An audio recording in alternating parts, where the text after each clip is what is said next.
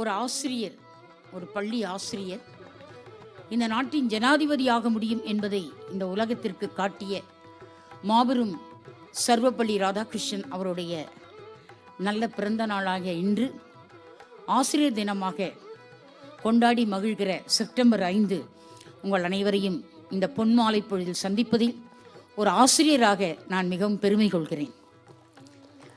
Chennai Stella Maurice கல்லூரியில் 30 ஆண்டுகள் தமிழ் பேராசிரியராக பணியாற்றக்கூடிய ஒரு அரிய வாய்ப்பை தமிழ்த்தாய் எனக்கு அளித்தனள். வணக்கத்திற்குரிய என்னுடைய மாண்பமை பேராசிரியர் டாக்டர் சாரதா நம்பி ஆரூரன் அவர்கள் அரங்கத்துக்குள்ளே வந்து கொண்டிருக்கிறார்கள். என்னுடைய ஆசிரியர் பேராசிரியர் டாக்டர் சாரதா நம்பி ஆரூரன் அவர்கள் முன்னிலையில் ஆசிரியர் தினத்தன்று எங்கள் நல்லாசிரியருடைய வாழ்த்துதலோடு நான் அவர்கள் முன்னிலையில் தமிழ் 36 என்கிற இந்த இனிய நிகழ்ச்சியை இன்றைக்கி 32வது வாரமாக இந்த நிகழ்ச்சி முகிழ்த்திருக்கிறது. 32வது செவ்வாய்க்கிழமை உங்களையெல்லாம் சந்திப்பதில் மனம் மிகவும் நிறைந்த மகிழ்ச்சியில் இருக்கிறது. கலைமாமணி டாக்டர் சாரதா நம்பி ஆரூரன் அவர்கள் எனக்கு நன்னூல் பாடம் எடுத்தார்கள். BA 3ஆம் ஆண்டு படிக்கிற போது நல்லாசிரியர் யார் என்பதை மிக அருமையாக பேசி எங்களை எல்லாம் ஆசிரியர் பணிக்கு கொண்டு வந்தார்கள். என்னோடு 25 பேர் MA தமிழ் இலக்கியம் படித்ததில் 8 பேர் கல்லூரி பேராசிரியரானோம். அதற்கு காரணம் 8ஆம் புகழ் நன்னூலை எங்கள் பேராசிரியர் எங்களுக்கு எடுத்தபோது நல்லாசிரியரின் இலக்கணத்தை சொல்லி சொல்லி வளர்த்தார்கள். ஒரு செமஸ்டர் தான் நாங்கள் படித்தோம். அடுத்த செமஸ்டர் வணக்கத்திற்குரிய பேராசிரியர் அவர்கள் லண்டன் பயணம் மேற்கொண்டு லண்டன் மாநகர் சென்று விட்டார்கள். ஆக இந்த இனிய தருணத்தில் ஆசிரியர் அவர்களை நான் வணங்கி மகிழ்கிறேன். இந்த மேடையிலிருந்து வணக்கத்திற்குரிய டாக்டர் வாசுகி கண்ணப்பன் அவர்கள் எங்கள் நெஞ்சம் நிறைந்த ஒரு அன்பு சகோதரி. பணிசை கலை மாமணி என்ற பெயரை நாங்கள் கொடுத்து மகிழ்ந்திருக்கிறோம். இந்த இனிய நிகழ்ச்சி இப்பொழுது தலைவர் வந்துட்டார். அதுக்காக இவ்வளோ நேரம் உங்களோடு பேசிகிட்டு இருந்தேன். நண்பர்களே, செவ்வாய் 5 செப்டம்பர் 2023 தமிழ் 36 நிகழ்ச்சியின் 32வது வாரம் உங்களை சந்திப்பதில் மனம் நிறைந்த மகிழ்ச்சியோடு மங்கள ஒலியோடு ஒவ்வொருடைய உள்ளத்திலும் இல்லத்திலும் சங்க இலக்கிய முழக்கம் இருக்க வேண்டும் என்பதை எடுத்து காட்டுகிற வகையில் ஸ்ரீ கிருஷ்ணா ஸ்வீட்ஸ் பாரதி வித்யாபவன் உறவு சுரங்கம் பெருமையோடு நடத்தி கொண்டிருக்கிற இந்த சங்கம் 36 தமிழ் 36 என்கிற இனிய நிகழ்ச்சி 32வது வாரமாக இனிதே இப்பொழுது தொடங்க இருக்கிறது. இன்றைய விழா தலைமை வழக்கறிஞர் திரு பால சீனிவாசன் அவர்களை மேடைக்கு வருமாறு அன்போடு அழைக்கிறோம். இசையறிஞர் திருமதி லலிதா மோகன் அவர்களை மேடைக்கு வருமாறு அன்போடு அழைக்கிறோம். திருமதி லலிதா மோகன் அவர்கள் கரவொலி பலமாக தரலாம். இன்றைக்கு தமிழ் விருது என்கிற ஒரு விருதினை பெறுவதற்காக இந்த அரங்கத்தில் வணக்கத்திற்குரிய பேராசிரியர் முனைவர் கமலா முருகன் அவர்கள் வந்திருக்கிறார்கள். அவரை மேடைக்கு வருமாறு இன்றைக்கு நம்ம அரங்கத்தில் வந்திருக்கக்கூடிய சான்றோர் பெருமக்களுக்கும் தலை சிறந்த நூல்களை அவர்களுக்கு பரிசாக தர வேண்டும் என்று சொல்லி நூலையும் கரத்திலே கொண்டு வந்திருக்கிறார் நம்முடைய வணக்கத்திற்குரிய திரு பாக்ஷா அவர்கள். அவரோடு நான் தொலைபேசியில் தொடர்பு கொண்ட போது ஒரு அதிர்ச்சி தரும் மகிழ்ச்சியால் வந்த அதிர்ச்சி என்று சொல்லலாம். அப்படிப்பட்ட ஒரு அதிர்ச்சியோடு ஒரு செய்தி சொன்னார். மேடம், கிளாசிக் பப்ளிகேஷன்ஸ் என்ற இந்த பப்ளிகேஷன்ஸ் ஒரு தன்னிகரில்லாத பதிப்பகமாக விளங்குவதற்கு காரணம் என்னுடைய வாழ்க்கை துணைவி வணக்கத்திற்குரிய சாஃபியா தான் மேடம். அதனால் அவர்களை நீங்கள் அழைத்து பாராட்டுங்கள், என்னை அழைப்பதை விட அவர்களை அழைக்கலாம் என்று சொன்னார். இல்லைங்கய்யா, தாங்கள் தானே நிர்வாக குழுவில் இருக்கிறீர்கள் என்று சொன்னேன். நான் நிர்வாக குழுவில் இருக்கலாம், ஆனால் என்னை நிர்வகிப்பது சாஃபியா தான். எங்கள் பதிப்பக வளர்ச்சிக்கு நிழலாக இருக்கிற என் மனைவி என்று சொன்னபோது, ஒரு இஸ்லாமியர் குலத்திலே பிறந்து இஸ்லாமியர் குடியிலே வளர்ந்து மிகச்சிறந்த ஒரு நெறிகளை பின்பற்றுகிற அந்த அமைப்பை சார்ந்தவர்கள், பொதுவாக அவர்கள் பெண்களை விளம்பரப்படுத்துவதோ அறிமுகப்படுத்துவதோ விரும்பாதவர்கள். ஆனால் ஐயா திரு பாட்ஷா அவர்கள் என் மனைவியின் பெயர் மட்டும் அழைப்பதில் இருந்தால் போதும், நான் வந்து பார்க்கிறேன் என்று சொன்னார். இல்லைங்க ஐயா, தங்களையும் நாங்கள் அழைக்கிறோம் என்று சொன்னேன். அதனால் இன்றைக்கு மேடை இருவருக்குமான நாற்காலியாக இங்கே போடப்பட்டிருக்கிறது. வணக்கத்துக்குரிய திருமதி சாஃபியா சாதிக் பாஷா இருவரையும், அதாவது கணவன் மனைவியாக வருகிற இருவருக்கும் பலமான கரவொலி தர கேட்டுக்கொள்கிறேன். நம்முடைய பாரதிய வித்யாபவன் சார்பாக பாரதிய வித்யாபவனுடைய துணைத் தலைவர் ஐயா திரு டெபுட்டி டைரக்டர் வணக்கத்திற்கு ஐயா திரு வெங்கடாச்சலம் அவர்களை மேடைக்கு வருமாறு அன்போடு அழைக்கிறோம். கரவொலி பலமாக கொடுக்கலாம். ஏன்னா கலை, கல்வி, கலாச்சாரம் இதுதான் என்னுடைய மூச்சு என்று சிந்திக்கிற ஒரு மாமனிதர் ஐயா.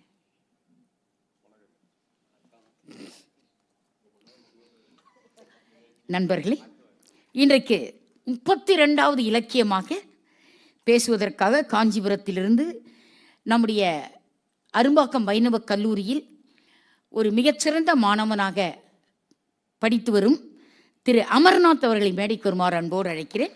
இன்னைக்கு 5 என்ற தலைப்பு குறித்து பேசுகிறார். சமீபத்தில் கம்பன் கழக போட்டியில் நம் நெஞ்சமெல்லாம் நிறைந்த போட்டியாளராக வந்தார்.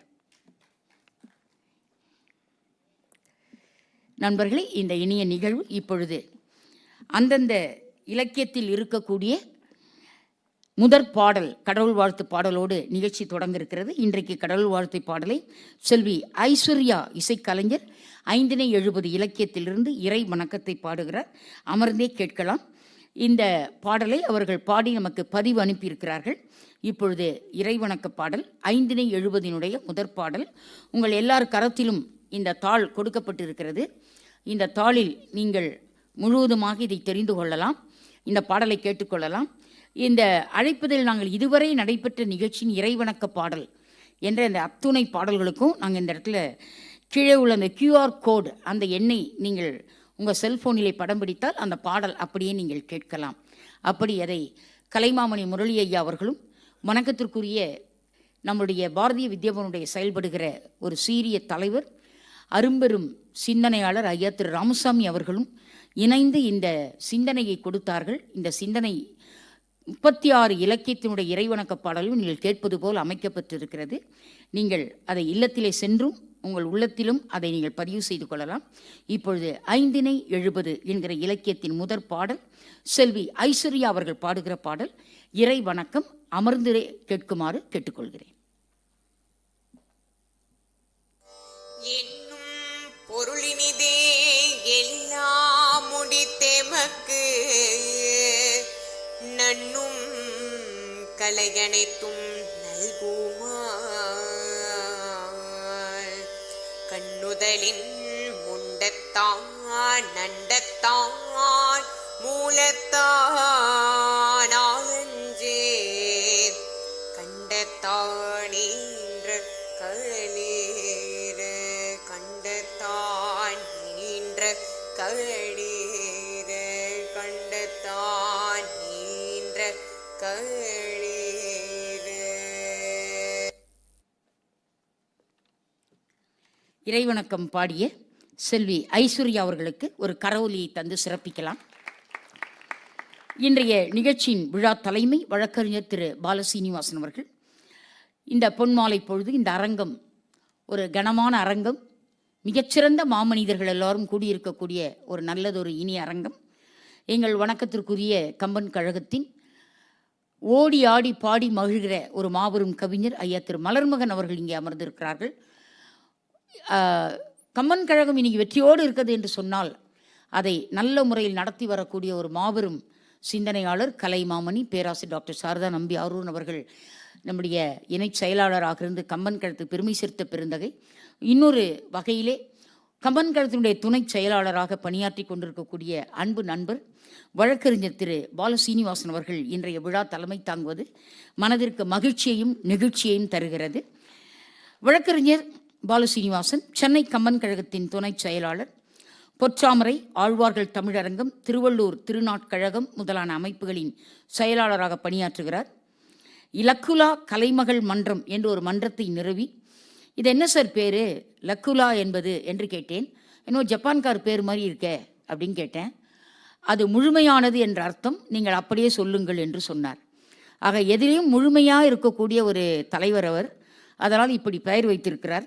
லக்குலா கலைகள் மன்றங்களின் நிறுவன தலைவர், இயக்குனர் பொறுப்புகளை ஏற்றுள்ளார். கம்பனும் சிவனும், கம்பனில் அனுமன், அகர முதலி நூலாக்குனர், லீவ்ஸ் ஃப்ரம் கம்பன், சீனிவாச ராகவன் ஐயா அவருடைய நூலினை மறுபதிப்பு செய்த பெருந்தகை.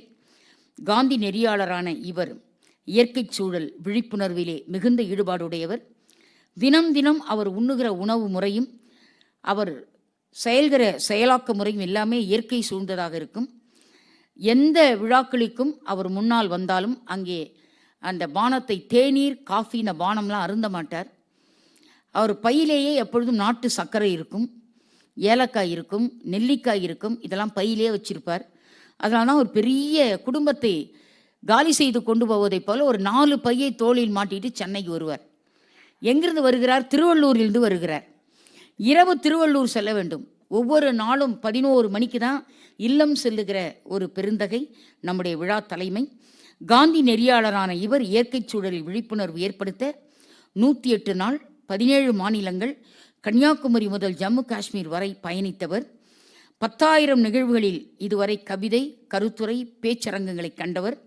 10,000 மாணவர்களுக்கு மேற்பட்ட இளைய தலைமுறையினரை நெறிப்படுத்தி இலக்கியத்தின் பாலும் ஈடுபடுத்தி வருவதை தன் வாழ்நாட் பணியாக கொண்டவர். கூட்டுறவியல், பொருளியல், மெய்ப்பொருளியல், சுவடியல் போன்ற பட்டங்களை பெற்றவர். தேடி பார்த்தேன், இன்னும் ஏதாவது ஒரு இயல் இருக்குதா பல்கலைக்கழக வளாகத்தில் என்று. அது புதியதாக பாலசீனிவாசன் இயல் ஒன்று தான் தொடங்கணும் போல இருக்கு. எல்லா இயலையும் வாங்கிட்டார். கரவொலி எல்லா இயலையும் பெற்றவர். சுவடியியல் பட்டங்கள் பெற்றவர். தேசிய மாணவர் படை, இராணுவ பயிற்சி இவை இரண்டையும் மேற்கொண்டவர். தேசிய மாணவர் படையும் இராணுவ பயிற்சியும் மேற்கொண்டவர். இத்தகைய பெருமைக்குரிய தமிழ் சிந்தனையாளர் வழக்கறிஞர் திரு பாலசீனிவாசன் அவர்கள் இந்த அரங்கம் வந்திருப்பது மனதிற்கு மகிழ்ச்சியை தருகிறது. அவர்களுக்கு இப்பொழுது நம்முடைய பாரதிய வித்யா பவனுடைய இணை இயக்குனர் மரியாதைக்குரிய ஐயா திரு வெங்கடாச்சலம் அவர்கள் பொன்னாடை அணிவிக்க, நம்முடைய வணக்கத்திற்குரிய ஓவியர் அமுதன் அவர்கள் மேடைக்கு வந்து அவருக்கு நினைவு பரிசை தருமாறு கேட்டுக்கொள்கிறேன். அழைப்பதற்காக மன்னிக்கணும், ஏன்னா இன்றைக்கு ஆசிரியர் திருநாள். பேராசிரியர் சாரதா நம்பி ஆரூர் அவர்கள் மேடைக்கு வந்து பாலசீனிவாசனுக்கு காந்திய தாக்கம் குறித்து ஒரு நூலை அன்பு பரிசாக தருமாறு பணிவன்புடன் கேட்டுக்கொள்கிறேன். ஞான நூல் தனை ஓதல், ஓதுவித்தல், நற்பொருளை கேட்பித்தல், தான் கேட்டல், நன்றாய் ஈனமில்லா பொருள் அதனை சிந்தித்தல், 5 இறைவன் அடி அடைவிக்கும் எழில் ஞான பூசை. ஆசிரியர் நாளில் உங்கள் அனைவரையும் வாழ்த்துவதிலும் வணங்குவதிலும் பெருமகிழ்ச்சி அடைகிறேன். தமிழகம் முழுவதும் மக்கள் அறிந்திருக்கக்கூடிய இலக்கியங்கள் அல்லது பொது தலைப்புகளில் நிகழ்ச்சிகள் நடைபெறுவது வழக்கம். அதற்கு காரணம் வந்து சுவைக்கிற சுவைஞர்களும் நோக்கர்களும் அவற்றில் ஈடுபாடு உடையவர்கள் என்பதனால் அப்படி அமைப்புகள் தோறும் அறிந்த செய்திகளை பேசுகிற வழக்கத்தில் இருந்து மாறுபட்டது உறவு சுரங்கம். இன்றைய அமைப்பில் கடந்த 32 கிழமைகளாக நீங்கள் கேட்டு வரக்கூடிய இலக்கியங்களை அதிகமாக தமிழ்நாட்டில் அமைப்புகள் தேடி கொடுப்பது இல்லை. உலகநாயகி பழனி அவர்கள் கடந்த 7 ஆண்டுகளாக உறவு சுரங்கத்தை தொடங்கி நடத்தி வருகிறார்கள். அதில் இந்த 36 கிழமைகள், வாரம் என்பதற்கு கிழமை என்பதுதான் தமிழ் சொல், 36 கிழமைகள் சங்க இலக்கியத்தை பற்றி 15 கீழ்கணக்கு நூல்களை குறித்து இளம் தலைமுறை பேச வேண்டும் என்று அவர் விருப்பப்பட்டதை, அதற்காக அவரை நான் போற்றுகிறேன், பாராட்டுகிறேன்.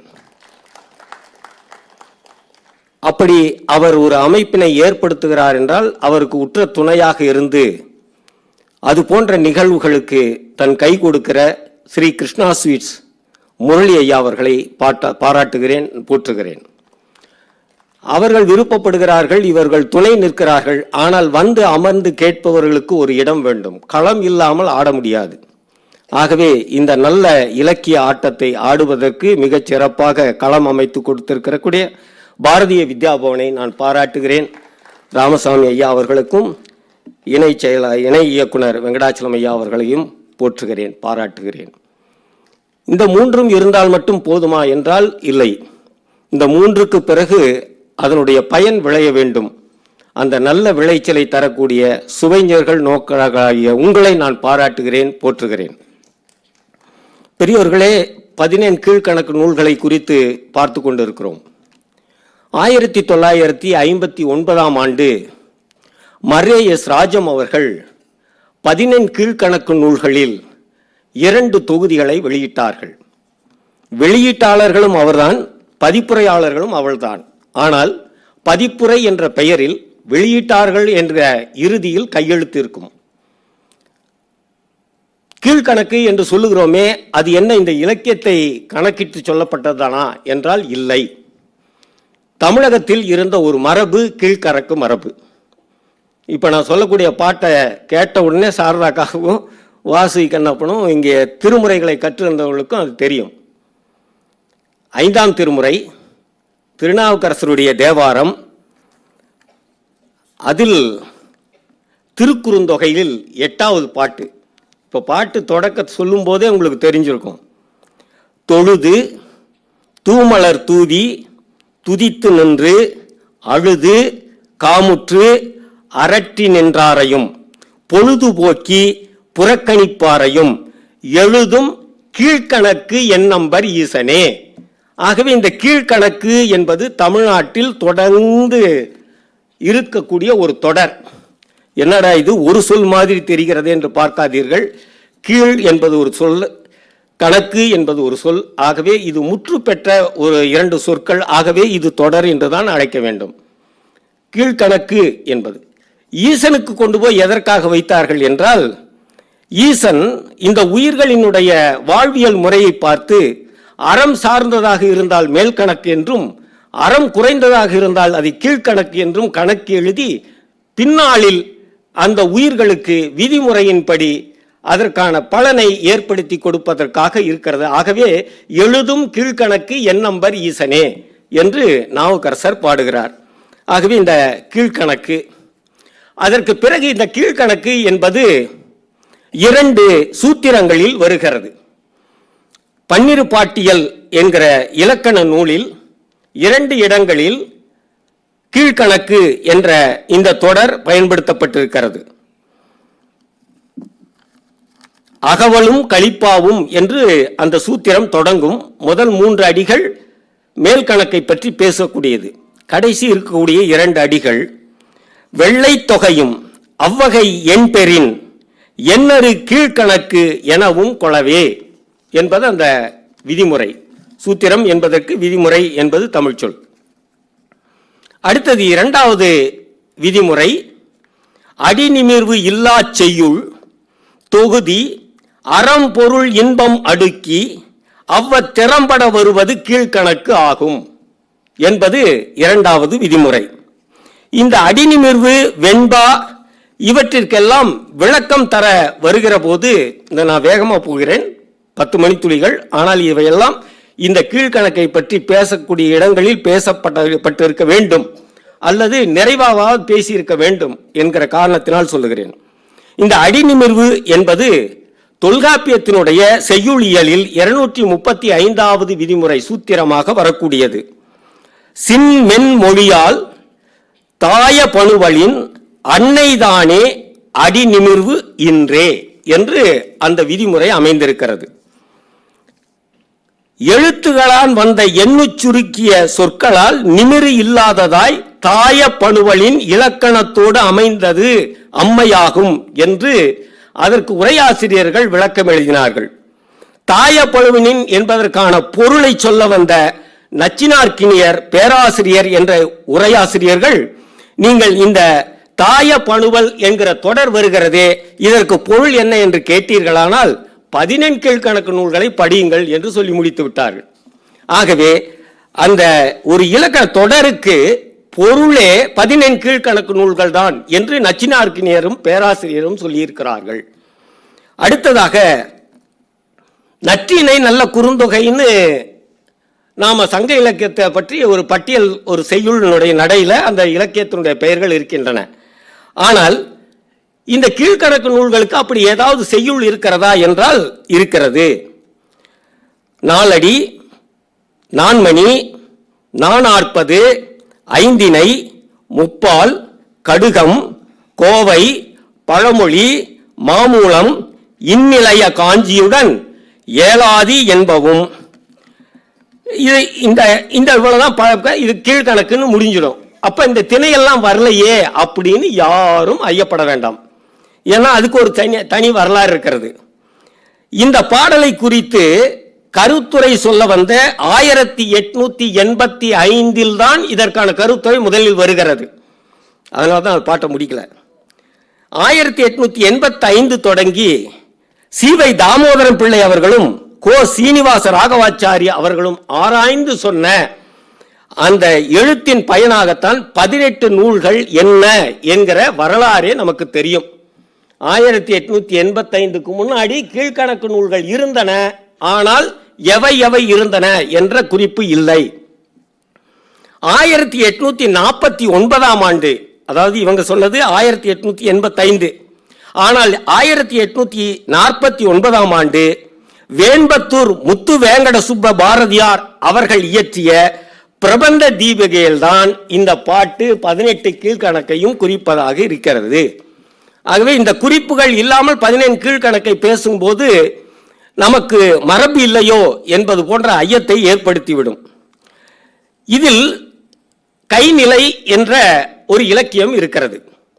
இந்த கைநிலை இலக்கியம் வ.உ. சிதம்பரம் பிள்ளை இந்நிலை என்கிற ஓலைச்சுவடியை எடுத்து அதற்கு விருத்தி உரை எழுதுகிற வரையிலும் கைநிலை என்கிற இலக்கியம் நமக்கு கிடைக்கவில்லை.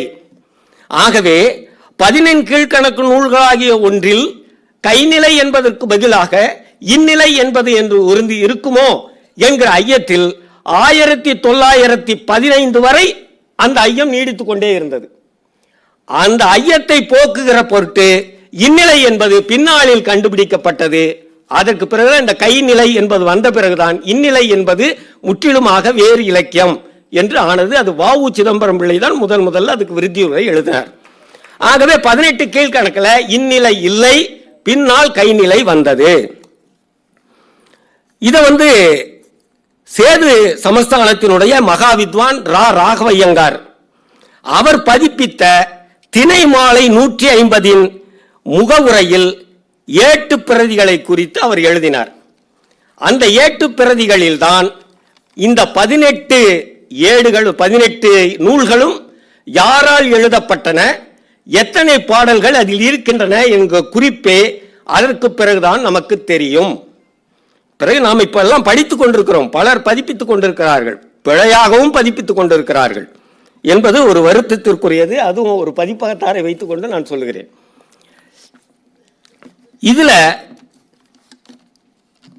அத தலைப்பே எப்படி கொடுத்திருப்பார்கள் என்றால் மிக வியப்பாக இருக்கும். அந்த பதிப்பு வெளியில அந்த பட்டியல் கொடுக்கின்ற போது எண்கள் தமிழ் எண்களாக மட்டும்தான் இருக்கும். ரோமானிய எண்களோ நாம பயன்படுத்தக்கூடிய மற்ற எண்கள் முறையோ இல்லை. இத்தொகைக்கு வகை வருமாறு என்று அந்த பட்டியல் தலைப்பே இருக்கும். இத்தொகைக்கு வகை வருமாறு என்று பழைய ஏட்டிலிருந்து எடுத்து பதிப்பித்தார்கள். அதில் அந்த ஒவ்வொரு நூலுக்கும் முன்னாக அவர்கள் எழுதியிருக்கக்கூடிய ஆசிரியர்களை பற்றி குறிப்பு இருக்கிறது. ஆனால் ஜைன முனிவர் நாலடி 400 என்று அதில் இருக்கும். நாலடியார் யாரால் எழுதப்பட்டது என்று யாருக்கும் தெரியாது. ஆனால் இந்த குறிப்பை வைத்துக்கொண்டு அவர் ஜைன முனிவர் என்பதை பின்னாளில் நமக்கு ஆசிரியர்கள் சொன்னார்கள். விளம்பினாகனார் நான்மணி நான்மாலை என்பது 100 பாடல்களை உடையது என்றும் மற்றது எல்லா இலக்கியத்துக்கும் பேர் வந்திருக்கிறது. அதுல பூதன் சேந்தனார், மதுரை கண்ணங்கூத்தனார் இப்படி வரும். அதுல 2 பேர்கள் இன்றியமையாதவை. ஒன்று மதுரை தமிழாசிரியர் மாக்காயனார் மாணாக்கர் கனிமேதாவியார் திணை மாலை 150. அதே போல அவரே எழுதியதுதான் ஏலாதி என்பது. இந்த 2 குறிப்புகளும் நமக்கு கிடைக்கின்றன.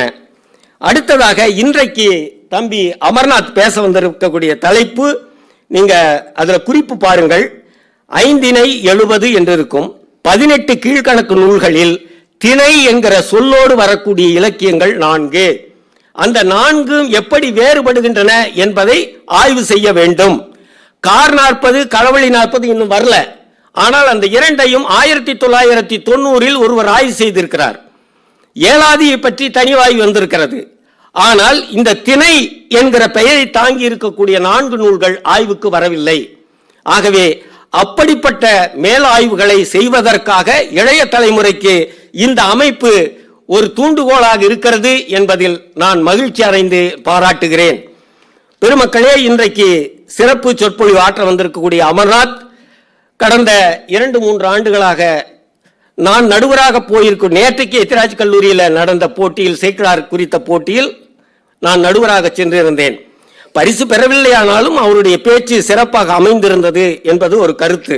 2, சைவத்தில் மிக வேரூன்றிய ஒருவர் பாலராவாயன் என்கிற பேராசிரியரால் வளர்க்கப்பட்ட ஒரு மாணவன். அடுத்ததாக இன்றைக்கு தமிழறிஞர் இசையறிஞர் திருமதி லலிதா மோகன் அவர்கள் விருது பெற இருக்கிறார்கள். அவர்களை நான் பாராட்டுகிறேன்.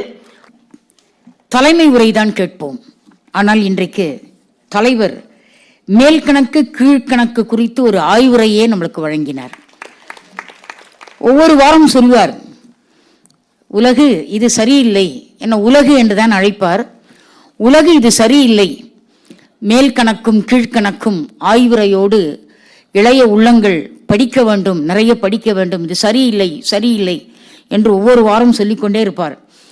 ஆக இந்த வாரம் எப்படியாவது இந்த ஆய்வுரையை மக்கள் கேட்டுவிட வேண்டும் என்று ஒரு முடிவெடுத்தோம். உலகமெல்லாம் நம்மளுடைய யூடியூப் சேனல் மூலமாக தமிழ் 36 சென்று கொண்டிருக்கிறது. கிட்டத்தட்ட 1 லட்சம் ரசிகர்கள் இதுக்கு சப்ஸ்கிரைப் பண்ணியிருக்காங்க. நம்ம யூடியூப் சேனலை அவ்வளோ பேர் பார்த்துருக்காங்க. உலகம் முழுக்க சென்று கொண்டிருக்கிறது. இன்றைக்கு வணக்கத்திற்குரிய வழக்கறிஞர் பாலசீனிவாசன் அவர்கள் கொடுத்த இந்த மேல் கணக்கு கீழ்கணக்கு குறித்த ஆய்வுரை உலகம் முழுதும் செல்ல இருக்கிறது என்பதை நினைக்கிற போது மனம் மற்றற்ற மகிழ்ச்சி கொள்கிறது. நம்முடைய நெஞ்சார்ந்த அன்பினை கரவொலி மூலமாக வழக்கறிஞர் திரு பாலசீனிவாசன் அவர்களுக்கு வழங்கி மகிழலாம். நண்பர்களே, நாம் இன்றைக்கு தமிழறிஞர் இசைப்பேரறிஞர் வணக்கத்திற்குரிய லலிதா மோகன் அவர்களை குறித்து ஒரு 22 பக்கம் ப்ரொஃபைல் அம்மா எனக்கு அனுப்புனாங்க. நான் அதை நேச்சுரல் பயோகிராஃபியாக சுருக்கி அதில் இருக்கக்கூடிய முத்துக்களை மட்டும் எடுத்து நவரத்தினங்களை இடையே இடையே புகுத்தி ஒரு முத்து கதம்ப மாலையை கட்டியிருக்கிறேன். அதை மட்டும்தான் உங்கள் முன்னால் நான் இப்பொழுது அதை வாசிக்க தயாராக இருக்கிறேன். ஒரு சென்ற ஆண்டு மார்கழி அவர்கள் என்ன பண்ணாங்க, தினம் காலையில் மார்கழி திருப்பாவை பாடல்களை குறித்தும் திருவெம்பாவை பாடல்களை குறித்தும் அவர்கள் யூடியூப் சேனலில் தமிழும் ஆங்கிலமும் கலந்து முதல்ல தமிழ் அந்த பிறகு ஆங்கில உரை கொடுத்து போடுவாங்க. எங்கள் ஸ்டெல்லா மேரிஸ் கல்லூரியில் நாங்கள் ஓய்வு பெற்ற பேராசிரியர் ஒரு 70 பேர் இருக்கோம். 70 பேர் சேர்ந்து ஸ்மார்ட்னு ஒரு குரூப் வச்சுருக்கோம். Stella Mary's college retired faculties association, it's called smart அப்படின்னு வச்சுருக்கோம். அந்த ஸ்மார்ட்டில் 75% பேராசிரியர்கள் கிறிஸ்தவர்கள், 25% மட்டுமே இந்துக்கள். ஆனால் நான் தைரியமாக லலிதா மோகன் அவர்களுடைய திருப்பாவையை 30 நாளும் காலையில் 5:55 எனக்கு வந்துடும். நான் 6 மணிக்கு போஸ்ட் பண்ணிடுவேன், ஃபார்வர்ட் பண்ணிடுவேன். எல்லாரும் கேட்பாங்க. 1 மாத காலம் கழித்து 30 பாசுரம் முடிஞ்ச பிறகு எனக்கு ஃபீட்பேக் வந்தது. கிறிஸ்தவ பேராசிரியர் தான் முதல்ல ஃபீட்பேக் வந்தது. மிக அருமையாக இருந்தது உலகநாயகி திருப்பாவை. லலிதா மோகனுடைய ஆங்கில உரை எங்களை மெய்சிலிர்க்க வைத்தது. நாங்கள் ஆண்டாள் என்கிற ஒரு அழகு பாவையை பற்றி அழகாக தெரிந்து கொண்டோம் என்று முதல்ல பேராசிரியர், கிறிஸ்தவத்தை பின்பற்றுகிற பேராசிரியர்கள் தான் வாழ்த்துரை அனுப்பினார்கள். அதன் பிறகுதான் நம்முடைய திருப்பாவை ஆண்டாளை வழிபடுகிறவர்கள் ஃபீட்பேக் கொடுத்தாங்க. அப்பொழுது முடிவு பண்ணேன், தமிழ் 36 கண்டிப்பாக நாம் வணக்கத்திற்குரிய இசைப்பேரறிஞர் தமிழறிஞர், ஆங்கிலமும் தமிழும் 2 கண்களாக இருக்கக்கூடிய ஒரு பேராசிரியர் பெருந்தகை அவர்களை வணங்கி மகிழ்கிறேன். அவங்க கொடுத்த ப்ரொஃபைலில் முத்துக்கள் மட்டும் நான் எடுத்திருக்கேன். நான் இசைத்துறையில் இத்தனை சாதனைகள் சாதித்தது என் பெற்றோர்களின் ஆதரவினால் தான். எனக்கு பக்க பலமாக 2 தூண்களாக இருந்தவர்கள். அவர்களை என்றென்றும் நான் மறக்க முடியாது. என்னுடைய எல்லா புகழும் என் தாய் தந்தையருக்கே போய் சேரும் என்று தன் கலையின் முழு அடக்கம் தன் தாய் தந்தையர் என்று அவர் எடுத்துக்காட்டியிருப்பது இன்றைக்கு இளைஞர்கள் கண்டிப்பாக பின்பற்ற வேண்டிய ஒரு அழகிய நெறிமுறை என்றுதான் சொல்ல வேண்டும்.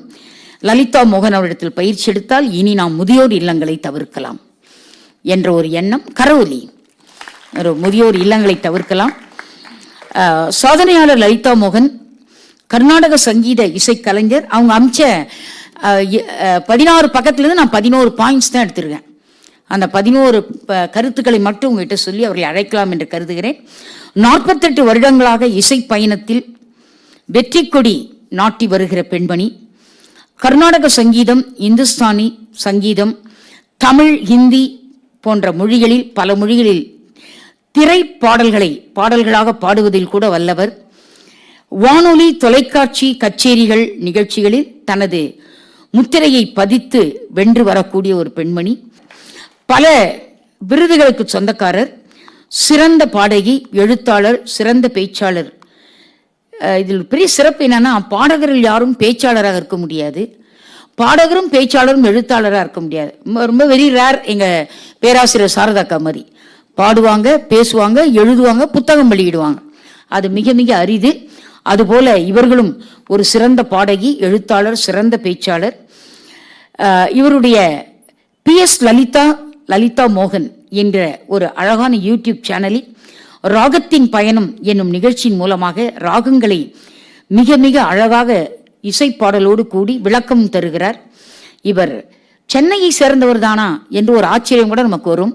காரணம், இசை, எழுத்து, ஆங்கில அறிவு, பேச்சு, பிறமொழி தாக்கம் என்று அனைத்திலும் வல்லவராக இருக்கக்கூடிய இவர்தம் பாடல் எப்படி இருக்கும் என்று கேட்டால் குயிலின் இனிமையாகவும், பேச்சு எப்படி இருக்குது என்று கேட்டால் தொலைபேசி பேசவே ரொம்ப ஆசையாக இருக்கும். இந்த கடந்த 10 நாளைக்குள்ள அவங்களாண்ட நான் ஒரு நாளைக்கு 4 முறை பேசிடுவேன். அவ்வளோ இனிமையாக இருக்கும். இந்த செந்தமிழ் நாடு என்னும் போதிலே இன்பத்தேன் வந்து பாயுது காதினிலே, அதை லலிதாவோட பேசும்போது கண்டிப்பாக உணர முடியும். இவருடைய பேச்சு ஒரு மிக மிக அழகான செவிகளை நோக்கி வந்து பாயிற தென்றல் காற்றின் இனிமையைப் போல் உணரலாம்.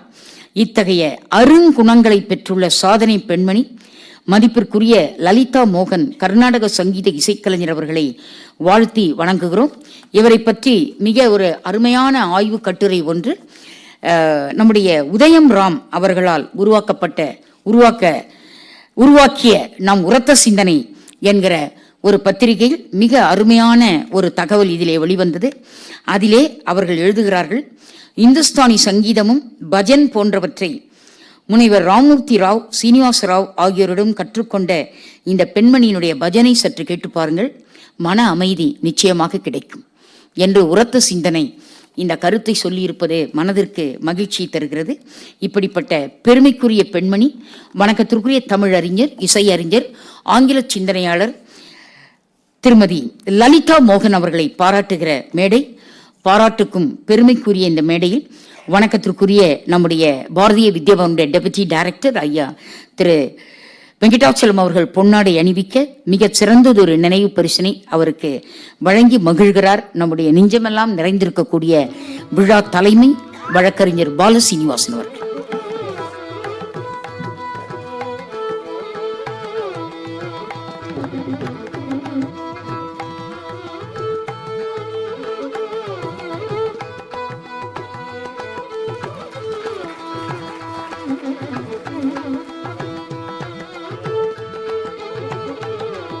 கிளாசிக் பதிப்பகத்தார் வெளியிட்ட பல நூல்கள் இன்றைக்கு நம்ம மேடைக்கு கொண்டு வந்திருக்கிறார். சான்றோர் பெருமக்கள் வழங்குவதற்காக வணக்கத்திற்குரிய லலிதா மோகன் அவர்களுக்கு விவேகானந்தரின் பொன்மொழிகள் குறித்து ஒரு அரிய நூலை வழங்கியிருக்கிறோம். மிகுந்த உதவியாக இருக்கும் என்பதில் நான் மிகுந்த நம்பிக்கை உடையவள்.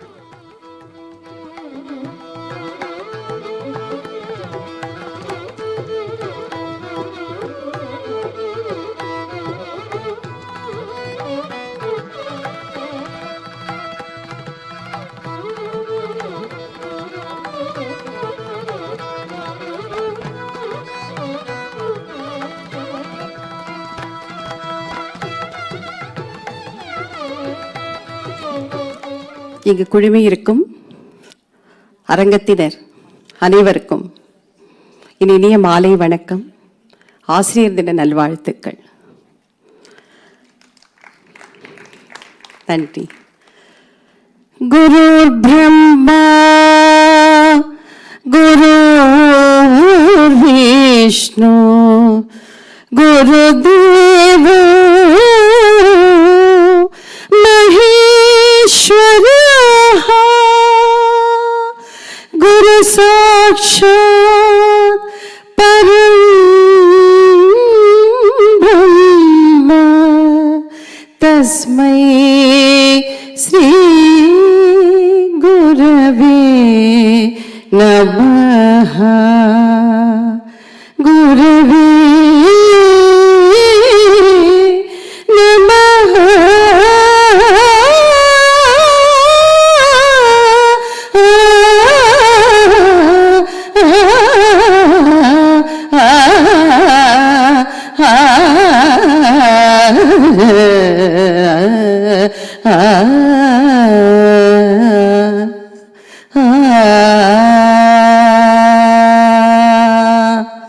நன்றி. இன்று ஆசிரியர் தினம். இந்த நல்ல நாள்ல இந்த சான்றோர்கள் தமிழ் பேரறிஞர்கள் நிறைந்த இந்த அரங்கத்தில் எனக்கு என்ன கௌரவிச்சு பாராட்டி எனக்கு விருது கொடுத்ததற்கு நான் ரொம்ப பாக்கியம், ரொம்ப நான் வந்து பெருமைப்படுறேன், சந்தோஷப்படுறேன். அதுக்கு காரணமான நம் தலைவர், உறவுச் சுரங்கம் தலைவர், மதிப்பிற்குரிய மேடம் முனைவர் உலகநாயக பழனியப்பன் அவர்களுக்கும், பாரதி வித்யாபவன் இயக்குனர் மதிப்பிற்குரிய ராமசாமி மாமா அவர்களுக்கும், வெங்கடாச்சலம் ஐயா அவர்களுக்கும், ஸ்ரீகிருஷ்ணா ஸ்வீட்ஸ் இயக்குனர் மதிப்பிற்குரிய முரளி ஐயா அவர்களுக்கும் என்னுடைய மனமார்ந்த நன்றியை தெரிவித்துக் கொள்கிறேன்.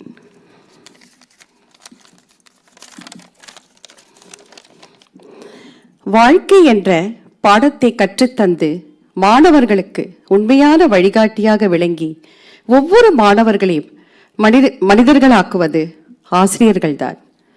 ஆசிரியர் பணி என்பது வெறும் கல்வியை மட்டும் போதிப்பதல்ல. ஒழுக்கம், பண்பு, ஆன்மீகம், பொது அறிவு என அனைத்தையும் மாணவர்களுக்கு எடுத்து கூறி அவர்களை மனிதர்களாக்குவது அந்த உன்னத பணியாகும். எழுத்தறிவித்தவன் இறைவன் ஆவான் என ஆத்திச்சூடியில் பாடியிருக்கிறார் ஔவை. ஆசிரியர் என்பவர் இறைவனுக்கு சமமாக பார்க்கப்படுபவர். அந்த ஆசிரியர்களை நாம் என்றுமே போற்றி வணங்க வேண்டும். இந்த உன்னதமான நன்னாள்ல நான் என்ன சொல்றேன்னா, என் தாய் தான், அவங்க ஏற்கனவே உலகநாயக பழனியப்பன் மேடம் சொன்ன மாதிரி என் தாய், என் ஆதிகுரு, என் ஆசான் எல்லாமே அவங்க தான் முதல்ல. அப்புறம் என் தந்தை, பின்பு என் ஆசிரியர்கள் பள்ளியிலும் கல்லூரிகளிலும் எனக்கு அறிவை புகட்டியவர்கள். அப்புறம் இசை உலகத்துல எனக்கு இசை ஞானத்தை போதித்த அத்தனை ஆசான்களுக்கும் நான் இந்த விருதினை சமர்ப்பணம் செய்கிறேன். இந்த விருது அவர்களுக்குத்தான் போய் சேர வேண்டும். எல்லா புகழும் அவர்களுக்கே, இறைவனுக்கும் என் தாய் தந்தையருக்கும். என்னுடைய எல்லா இதுலயும் எனக்கு ஊன்றுகோலா இருந்து பக்கபலமா இருந்து இவ்வளவு சாதனை இந்த கற்றறிந்த சான்றோர்கள் நிறைந்த இந்த அரங்கத்துல நான் நின்று பேசி நான் வந்து இந்த விருதுகளை வாங்குகிறேன் என்றால் அதற்கு காரணம் என் தாய் தந்தையர் தான். சோ இந்த விருதை நான் அவர்களுக்கு சமர்ப்பணம் செய்கிறேன். என்னுடைய அத்தனை ஆசான்களுக்கும் இந்த விருதை நான் சமர்ப்பிக்கின்றேன். அடுத்தது இந்த தமிழ் 36 சங்க இலக்கியங்கள், இந்த 10 பாட்டு, 8 தொகை, 11 கீழ்கணக்கு, அப்பா அதெல்லாம் சொல்லும் போதே ஆச்சரியமா இருக்கு, மலப்பா இருக்கு. அது இந்த இளம் தலைமுறையினர் எவ்வளவு அழகா அந்த பிள்ளைகள் பேசுறாங்க. நான் அதை பார்த்து அவ்வளவு பெருமிதப்படுவேன், அவ்வளவு ஆனந்தப்படுவேன். அந்த பெரும்பானாற்றுப்படை, சிறுபானாற்றுப்படை, இன்னா நானூறு, இனியவை நானூறு, எவ்வளவு இருக்கு அதுல. திருமுருகாற்றுப்படை அந்த 10 பாட்டுல அதெல்லாம் அந்த இளம் தலைமுறையினர் என்ன அழகா பேசுறாங்க. அதை கேட்டு எனக்கு ரொம்ப மனசு சந்தோஷப்படுறது. சோ ரொம்ப பூரிக்கிறது, நான் உவைகள் அடிக்கிறேன். இதனால என்ன சொல்ல வரேன்னா, இது அத்தனையும் இந்த பாராட்டுக்கள் எல்லாம் நம்ம தலைவர், உறவுச் சுரங்கம் தலைவர் முனைவர் உலகநாயகி பழனியப்பன் மேடத்துக்கும் அதற்கு உறுதுணையாக ஆதரவாக இருக்கின்ற நம் மதிப்பிற்குரிய பாரதி வித்யாபவன் இயக்குனர் ராமசாமி மாமா அவர்களுக்கும், ஸ்ரீகிருஷ்ணா முரளி ஸ்வீட்ஸ் முரளி ஐயா அவர்களுக்கும் தான் கண்டிப்பா போய் சேரும். இந்த பணி மென்மேலே தொடரணும்னு நான் இறைவனை மனசார வேண்டிக்கிறேன். இன்னொன்னு நான் இங்க சொல்ல விரும்புறேன். இந்த பாரதி வித்யாபவன் அரங்கத்துல நான் 22 வருஷமா இசை கச்சேரி செஞ்சுட்டு வரேன். இதே அரங்கத்தில் இது என்னுடைய 2வது விருது. முதல் விருது 2019ஆம் ஆண்டு OACD அமைப்பினர் எனக்கு கலா சம்ரக்ஷினி விருது கொடுத்து கௌரவிச்சாங்க. இது 2வது விருது நான் இந்த தமிழ் அரங்கத்துல வாங்குறேன். அதை நினைச்சு நான் ரொம்ப பெருமிதம் கொள்கிறேன். அதுவும் இந்த ஆசிரியர் தினத்தன்று அது எனக்கு இன்னும் மேலும் எனக்கு பெருமகிழ்ச்சி அளிக்கிறது. மீண்டும் இந்த அரங்கத்தினர் அனைவருக்கும் சாரதா நம்பி அருரான் மேடம், அவங்க முன்னாடி நான் அந்த விருதை வாங்குறேன். அவங்க எப்பேற்பட்ட ஒரு அறிஞர், தமிழ் மேதை. அவங்க முன்னாடி நான் வாங்குறதுங்கிறது எனக்கு பெரிய பெருமை, மகிழ்ச்சி அளிக்கிறது. ஏன்னா அவங்களோட ரசிகை நான். அவர்களுடைய ஒவ்வொரு இதையும் நான் கேட்பேன். அதை அவங்கள்ட்ட சொல்லவும் சொல்லுவேன். அவங்க இன்னும் நிறைய காலங்களில் நான் வசதிக்கு ப்ரோக்ராம் வருவாங்க. அப்போ அவங்க சரோஜா தேவி அவர்களுடைய தீவிர ரசிகை. அப்புறம் அது கூட நான் அவங்களோட super we both used enjoy. உட்காந்து நாங்க நல்லா என்ஜாய் பண்ணுவோம். மேடம் அப்படி ஒரு என்கரேஜிங். இப்ப கூட எனக்கு இந்த விருது அனௌன்ஸ் பண்ண உடனே எனக்கு சொன்னாங்க, வாழ்த்துக்கள் லலிதா அப்படின்னாங்க. எவ்வளவு நல்ல பரந்த மனசு அவங்களுக்கு. நன்றி மேடம், நன்றி, மிக்க நன்றி. மீண்டும் அரங்கத்தினர் அனைவருக்கும் என்னுடைய நன்றியை தெரிவித்துக் கொள்கிறேன். வணக்கம். ஓகே.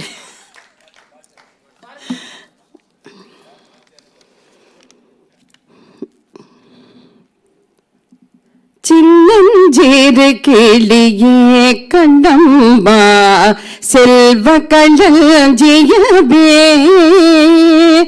சின்னஞ்சேறு கிளியே கண்ணம்மா செல்வ களஞ்சியமே, ஏடை கலி தீர்த்தே உலகில், ஏடை கலி தீர்த்தே உலகில் ஏக்கம் புரிய வந்தாய் சின்னஞ்சேறு கிளியே கண்ணம்மா, சின்னஞ்சேறு கிளியே.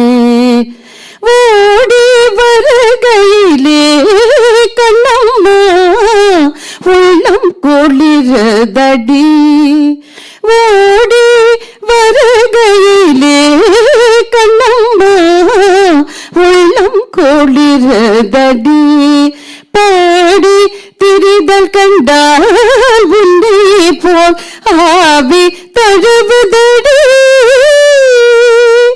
பாடி திரிதல் கண்டால் உன்னை போல் ஆவி தழுவுதடி,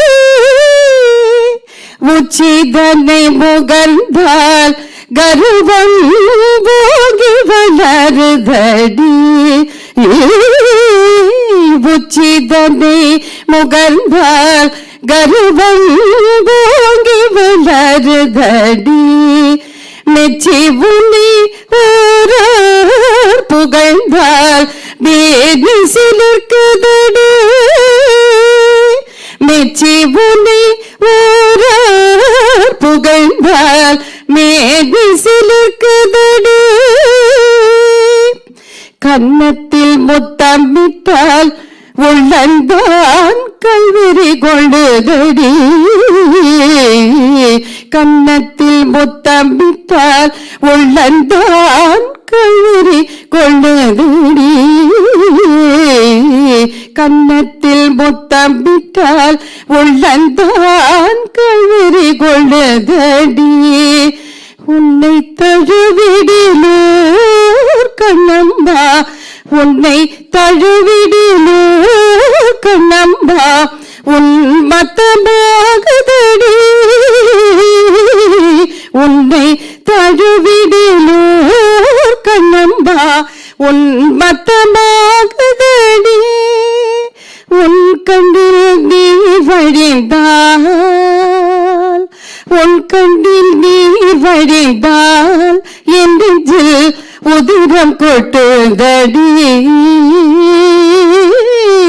உன் கண்ணில் நீர் வழிந்தால் என் நெஞ்சில் உதிரம் கொட்டுதடி, என் கண்ணின் பாவை என்று கண்ணம்மா, என் கண்ணில் பாவை என்று கண்ணம்மா, இன்னும் என்னென்றோ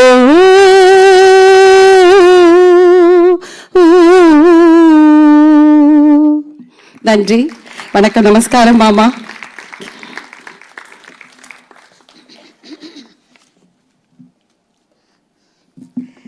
மிக அருமையானதொரு ஏற்புரையை இசை உரையாகவே வழங்கி மகிழ்ந்து நம்முடைய இசைப்பேர் அறிஞர் வணக்கத்திற்குரிய லலிதா மோகன் அவர்களை நாம் வணங்கி மகிழலாம்.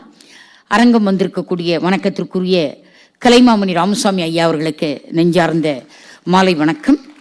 நாம் இப்பொழுது அடுத்ததாக பார்க்க இருக்கிற பதிப்பக சிறப்பு என்று சொல்லுகிற போது இதுவரை சென்ற வாரம் வரை நாம் 31 பதிப்பகங்களை பாராட்டியிருக்கிறோம். இன்றைக்கு 32வது பதிப்பகம் கிளாசிக் பதிப்பகம், அவர்களை பற்றி பார்க்க இருக்கிறோம். இன்று காலை தொலைபேசியில் எனக்கு ஒரு நண்பர் பேசினார். இதுவரை தமிழகத்தில் பாரதிய வித்யாபவன், உறவு சுரங்கம், கிருஷ்ணா ஸ்வீட்ஸ் என்கிற இந்த அமைப்பு பதிப்பகத்தாருக்கு சிறப்பு செய்த இந்த சிறப்பு தமிழகத்திலேயே தான் முதல் முறை என்று காலை தொலைபேசியில் ஒரு நண்பர் பேசினார். பேசிவிட்டு சொன்னார், அம்மா, இந்த பதிப்பகத்தை நீங்கள் எவ்வளவு பொறுமையோடு தேர்ந்தெடுக்க ஒரு நேரம் இருந்திருக்குமே, ஆனால் 100க்கும் மேற்பட்ட பதிப்பகங்கள் சென்னை மாநகரில் இருக்கிற போது நீங்கள் 36 பதிப்பகத்தை என்னென்ன அடிப்படையில் தேர்ந்தெடுக்கிறீர்கள் என்று கேட்டார். அப்பொழுது நான் சொன்னேன், இலக்கியம், அறிவியல், ஆன்மீகம், சமூகம் என்று எல்லா துறையிலும் எந்த பதிப்பகத்தார் நூல்களை வெளியிட்டிருக்கிறார்களோ அவர்களை நாங்கள் தேர்ந்தெடுத்து சிறப்பு செய்கிறோம் என்று சொன்னேன். அப்படி நாம் கிளாசிக் பதிப்பதை தேர்ந்தெடுக்குவதற்கு மிகப்பெரிய காரணங்கள் உண்டு. சமூக நிலையிலும் சரி, தனி மனித நிலையிலும் சரி, அறிவியல் பார்வையிலும் சரி, சுய முன்னேற்றத் துறையிலும் சரி பல நூல்களை கிளாசிக் பதிப்பகம் வெளியிட்டிருக்கிறார்கள். அரங்க மக்களுடைய சிந்தனைக்காக சில நூல்களை மட்டும் நான் உங்களுக்கு காட்டுவதிலே மகிழ்ச்சி அடைகிறேன். மகிழ்ச்சியாக வாழ்வது எப்படி என்று ஒரு மிகச்சிறந்த நூல்.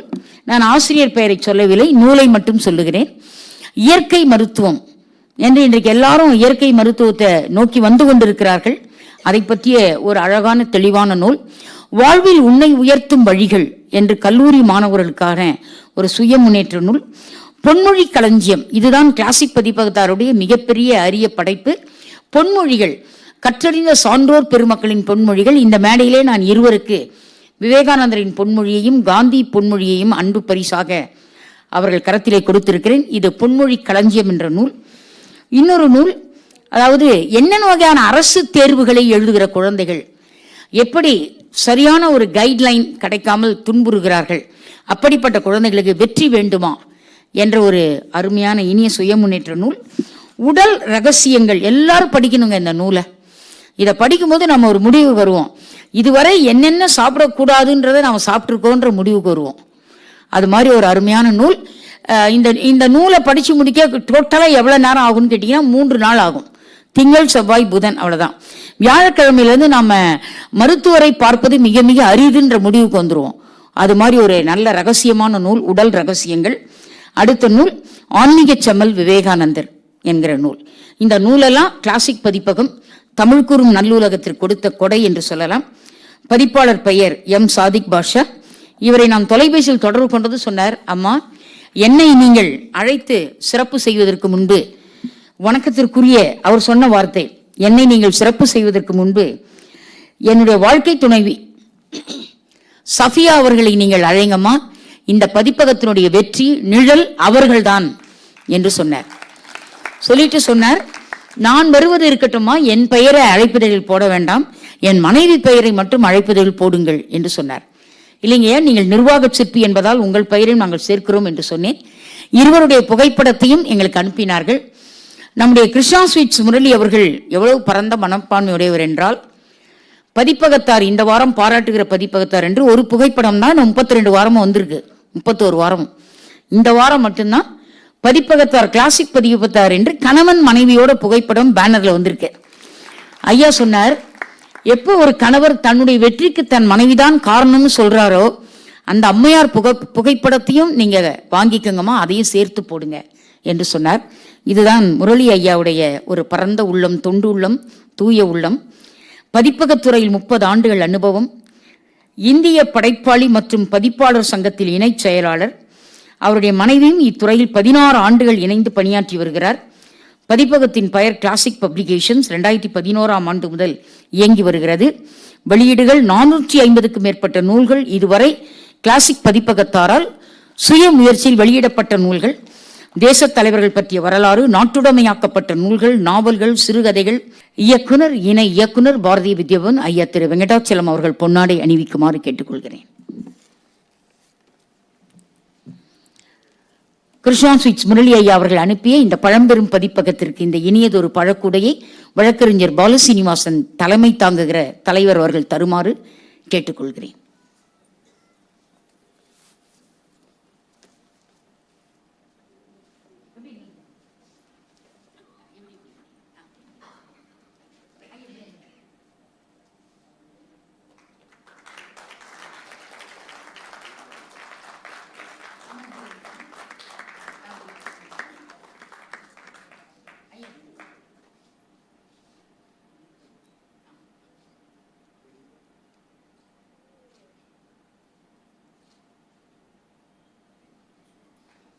நான் கடந்த 20 ஆண்டுகளாக அவங்கள பார்த்துட்டு இருக்கேன்.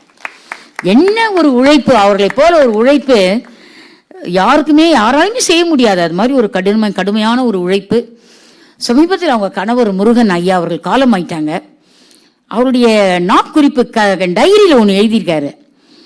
யாருக்காவது இந்த உலகத்தில் மகிழ்ச்சியாக பணி செய்யணும்னா எங்கள் மனைவி கமலாவிடத்தில் பயிற்சி எடுத்துக்கொள்ளுங்கள் அப்படின்னு அவர் கைப்பட முருகன் எழுதியிருக்காரு. அந்த மாதிரி ஒரு எங்களால் நம்பவே முடியல. அவர் எப்படி காலமானார்னே தெரியாது. காலம் அவரை அள்ளி கொண்டு போனது அப்படிதான் நாங்கள் நினச்சோமே தவிர அவர் காலமானதே எங்களுக்கு யாருக்குமே தெரியாது. நாங்கள் இது வரைக்கும் நாங்கள் முடிவுக்கே வரல அவர் காலமானார்னு. ஏன்னா கமலா மேமோட இணைந்து அப்படியே பணி செஞ்சுட்டு இருக்கார். ஒரு மகன், மிக அருமையான மகன், தாயினுடைய வெற்றிக்கு நிழலாக இருக்கக்கூடிய ஒரு மகன். அம்மாவுடைய ஒவ்வொரு நாள் ப்ரோக்ராமையும் வடிவமைச்சு அம்மாவனுடைய பணிகளை அருமையாக பார்த்துக்கிற ஒரு மகன். அப்படிப்பட்ட ஒரு மகன் அவருக்கு துணை நிற்கிறார். நான் ஐயா பாஷா ஐயாவுடைய மகன் பற்றி செய்தி ஒன்று சொல்ல மறந்துட்டேன்.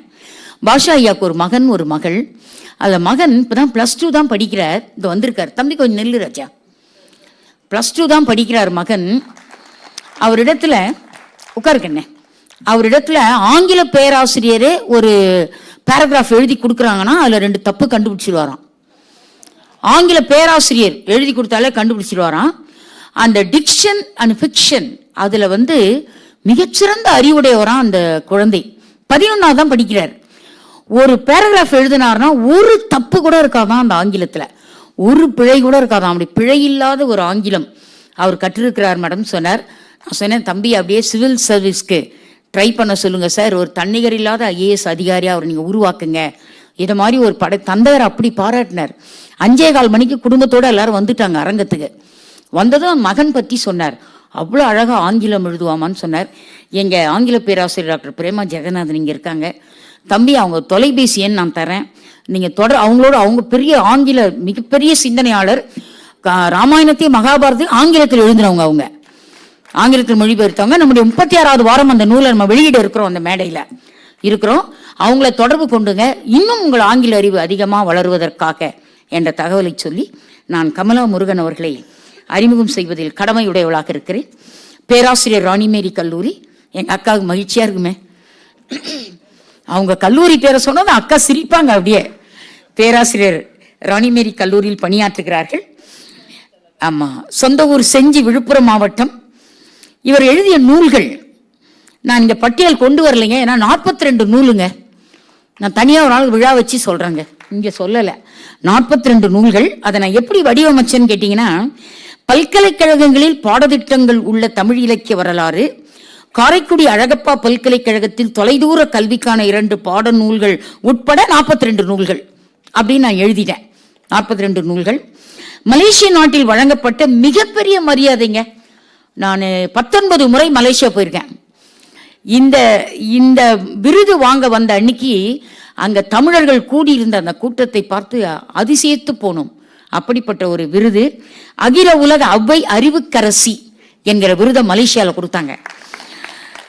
கத்தார் ஆம்பல் தமிழ்ச்சங்கம் வழங்கிய ராஜமாதா விருது அன்னைக்கு, அதாவது துபாயிலேருந்து கத்தார் வரைக்கும் அன்னைக்கு government leave.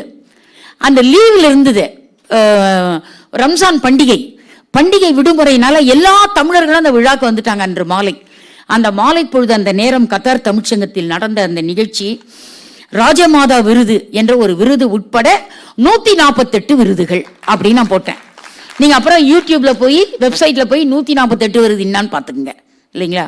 www.com Kamala Murugan அதுல போய் பார்த்தீங்கன்னா 148 விருது வரிசையா வரும். ஓய்வு கிடைக்கும் போது பார்த்துங்க. பட்டிமன்ற நடுவர், மேடை பேச்சாளர், பாட்டு மன்றம், கவியரங்கம், சுழலும் சொல்லரங்கம் இவைகளை நடத்துகிற பெண்மணி. இவங்க பட்டிமன்றம் நான் 2 பார்த்தேன். 2 பட்டிமன்றத்திலையும் இந்த நடுவர் கையில் ஒரு குறிப்பு கூட கிடையாதுங்க அக்கா. ஒரு குறிப்பு, பேனா, பேப்பர் ஒன்றுமே கிடையாது. அவங்களே அந்த குறிப்பு எடுத்துன்னு வரல, பேசுகிறவங்களுக்கு குறிப்பு எதுவுமே எடுக்கல. ஆனால் அவங்கவுங்க பேசின பிறகு ஒரு ஷார்ட் வைண்ட் அப் கொடுப்பாங்க பாருங்களேன், அவ்வளோ அழகாக இருக்கும். அந்த ஷார்ட் வைண்ட் அப் தரும்பொழுது அவ்வளோ அழகாக இருக்கும். மிகச்சிறந்த நினைவாற்றல் உடைய பெண்மணி. அதனால் ஒருத்தர் பேசி முடிச்ச பிறகு அந்த பேச்சாளர் பற்றிய குறிப்பை உடனே அந்த ஸ்பாட்லேயே சொல்லிடுவாங்க. அதை கூட எதுவும் பேனால பேப்பரில் எழுதி வைக்கிறது இல்லை, அப்படியே நினைவிலிருந்து அப்படியே சொல்கிறாங்க.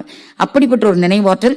கருத்தரங்கம், ஆன்மீக சொற்பொழிவு, சமூக விழிப்புணர்வு என்பது என்ற வகையில் இதுவரை அவர்கள் வெளி உலகம் வந்து பேராசிரியராகி ஏறிய மேடை 5000 மேடைகள், மொத்தம் 5000 மேடை பேச்சுகள், ஆய்வுக் கட்டுரைகள் பன்னாட்டு அளவிலும் தேசிய அளவிலும் இதுவரை பப்ளிகேஷனாக வந்த ஆய்வுக் கட்டுரைகள் 380க்கும் மேற்பட்ட ஆய்வுக் கட்டுரைகள், 380 ஆய்வுக் கட்டுரைகள் பப்ளிகேஷனாக வந்திருக்கு. நெறியாளர் 9 முனைவர் பட்ட ஆய்வாளருக்கு நெறியாளராக இருந்து சென்னை பல்கலைக்கழகத்தில் அந்த PhD தீசிஸ் கொடுக்கப்பட்டு ஆய்வாளராக இருந்திருக்கிறார்கள். இவர்கள் ஆய்வாளர்களுக்கு நெறிகாட்டியாக இருந்திருக்கிறார்கள். 5 ஆய்வியல் நிறைஞ்ச மாணவர்களுக்கு அண்ணாமலை பல்கலைக்கழகத்தில் அவர் நெறியாளராக இருந்து இப்பொழுது அவர் கரத்திலே 15 முனைவர் பட்ட ஆய்வு மாணவர்கள் ஆய்வினை ஒப்படைக்கிற நிலையிலே இருக்கிறார்கள். இதெல்லாம் மனசுக்கு பெரிய மகிழ்ச்சியை தருகிற தகவல்கள். நாட்டு நலப்பணி திட்ட அலுவலராக 2015 2021 வரை ராணிமேரி கல்லூரியில் இந்த சர்க்கஸ்ல ஒருத்தர் இருப்பார் பாருங்க, ரிங் மாஸ்டர்னு வாங்களே, அது மாதிரி இருப்பாங்க ராணிமேரி கல்லூரி வளாகத்தில், ரிங் மாஸ்டர். அப்படியே கிடுகிடுன்னு போயிட்டே இருப்பாங்க. சென்னை பல்கலைக்கழக நாட்டு நலப்பணி திட்டத்துறை பேராசிரியர் கமலா முருகனை பல மேடைகளில் பாராட்டி பெருமை சேர்த்திருக்கிறது. தேர்வுக்குழு வல்லுநராக அண்ணாமலை பல்கலைக்கழகம், திருச்சி பாரதிதாசன் பல்கலைக்கழகம், கோவை பாரதியார் பல்கலைக்கழகம், மதுரை காமராஜர் பல்கலைக்கழகம் என்று பல பல்கலைக்கழகங்களில் தேர்வுக்குழு வல்லுநராகவும் ஆய்வுக்குழு வல்லுநராகவும் இருக்கிறார்கள். நூல் அனுபவம் என்று சொல்லுகிற போது அவர் தாம்பரம் கௌரிவாக்கம் பகுதியில் அமைந்துள்ள SIVT கல்லூரியில் 10 ஆண்டுகள் பேராசிரியராக பணியாற்றி இன்று 48 நூல்களின் ஆசிரியராக இருக்கக்கூடிய இந்த அரும்பெரும் பெண்மணிக்கு தமிழ் விருது வழங்குவதில் உறவு சுரங்கம், பாரதிய வித்யாபவன், ஸ்ரீ கிருஷ்ணா ஸ்வீட்ஸ் பெருமை கொள்கின்றன. வெங்கடாச்சலம் அவர்களின் பொற்கரத்தால் பொன்னாடை அணிவிக்கப்பட்டு இப்பொழுது அவர்களுக்கு வணக்கத்திற்குரிய தலைமை விருந்தினரும் தலைமை விருந்தினர் ஐயா திரு வழக்கறிஞர் பாலசீனிவாசன் அவர்களும் நம்முடைய டெபுட்டி டைரக்டர் அவர்களும் இணைந்த கரங்களால் இந்த விருதினை வழங்குமாறு பணிவன்புடன் விண்ணப்பிக்கிறோம். உறவு சுரங்கம், ஸ்ரீ கிருஷ்ணா ஸ்வீட்ஸ், பாரதிய வித்யாபவன் பெருமையோடு வழங்குகிற தமிழ் விருது தமிழ் இலக்கிய உலகில் தனக்கென்று ஒரு அடையாளத்தை வழியமைத்துக் கொண்ட இலக்கிய சொற்பொழிவாளர், மேடை பேச்சு கலையின் மாண்பமை சொற்பொழிவாளராகவும் தமிழ் உணர்வு உள்ளவராகவும் உலா வருகின்ற பேராசிரியர் முனைவர் திருமதி கமலா முருகன் அவர்களுக்கு தமிழ் விருது வழங்கி சிறப்பு செய்வதில் பாரதிய வித்யாபவன், ஸ்ரீ கிருஷ்ணா ஸ்வீட்ஸ் மற்றும் உறவு சுரங்கம் பெருமை கொள்கின்றன. செப்டம்பர் 5 ஆசிரியர் தினத்தன்று ஒரு ஆசிரியருக்கு விருது வழங்கும் மேடையாக பாரதிய வித்யாபவன் கொலுவிட்டு இருப்பது எண்ணி மகிழ்கிறோம். செப்டம்பர் 5, 2023 பாரதிய வித்யாபவன், மயிலை, சென்னை.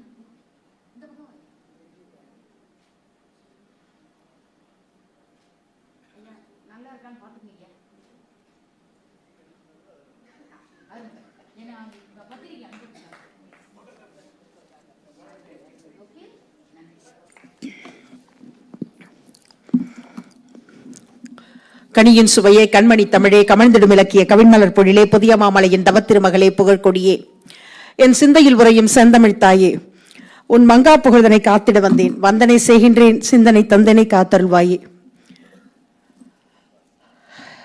இது ஒரு இனிய மாலை பொழுது.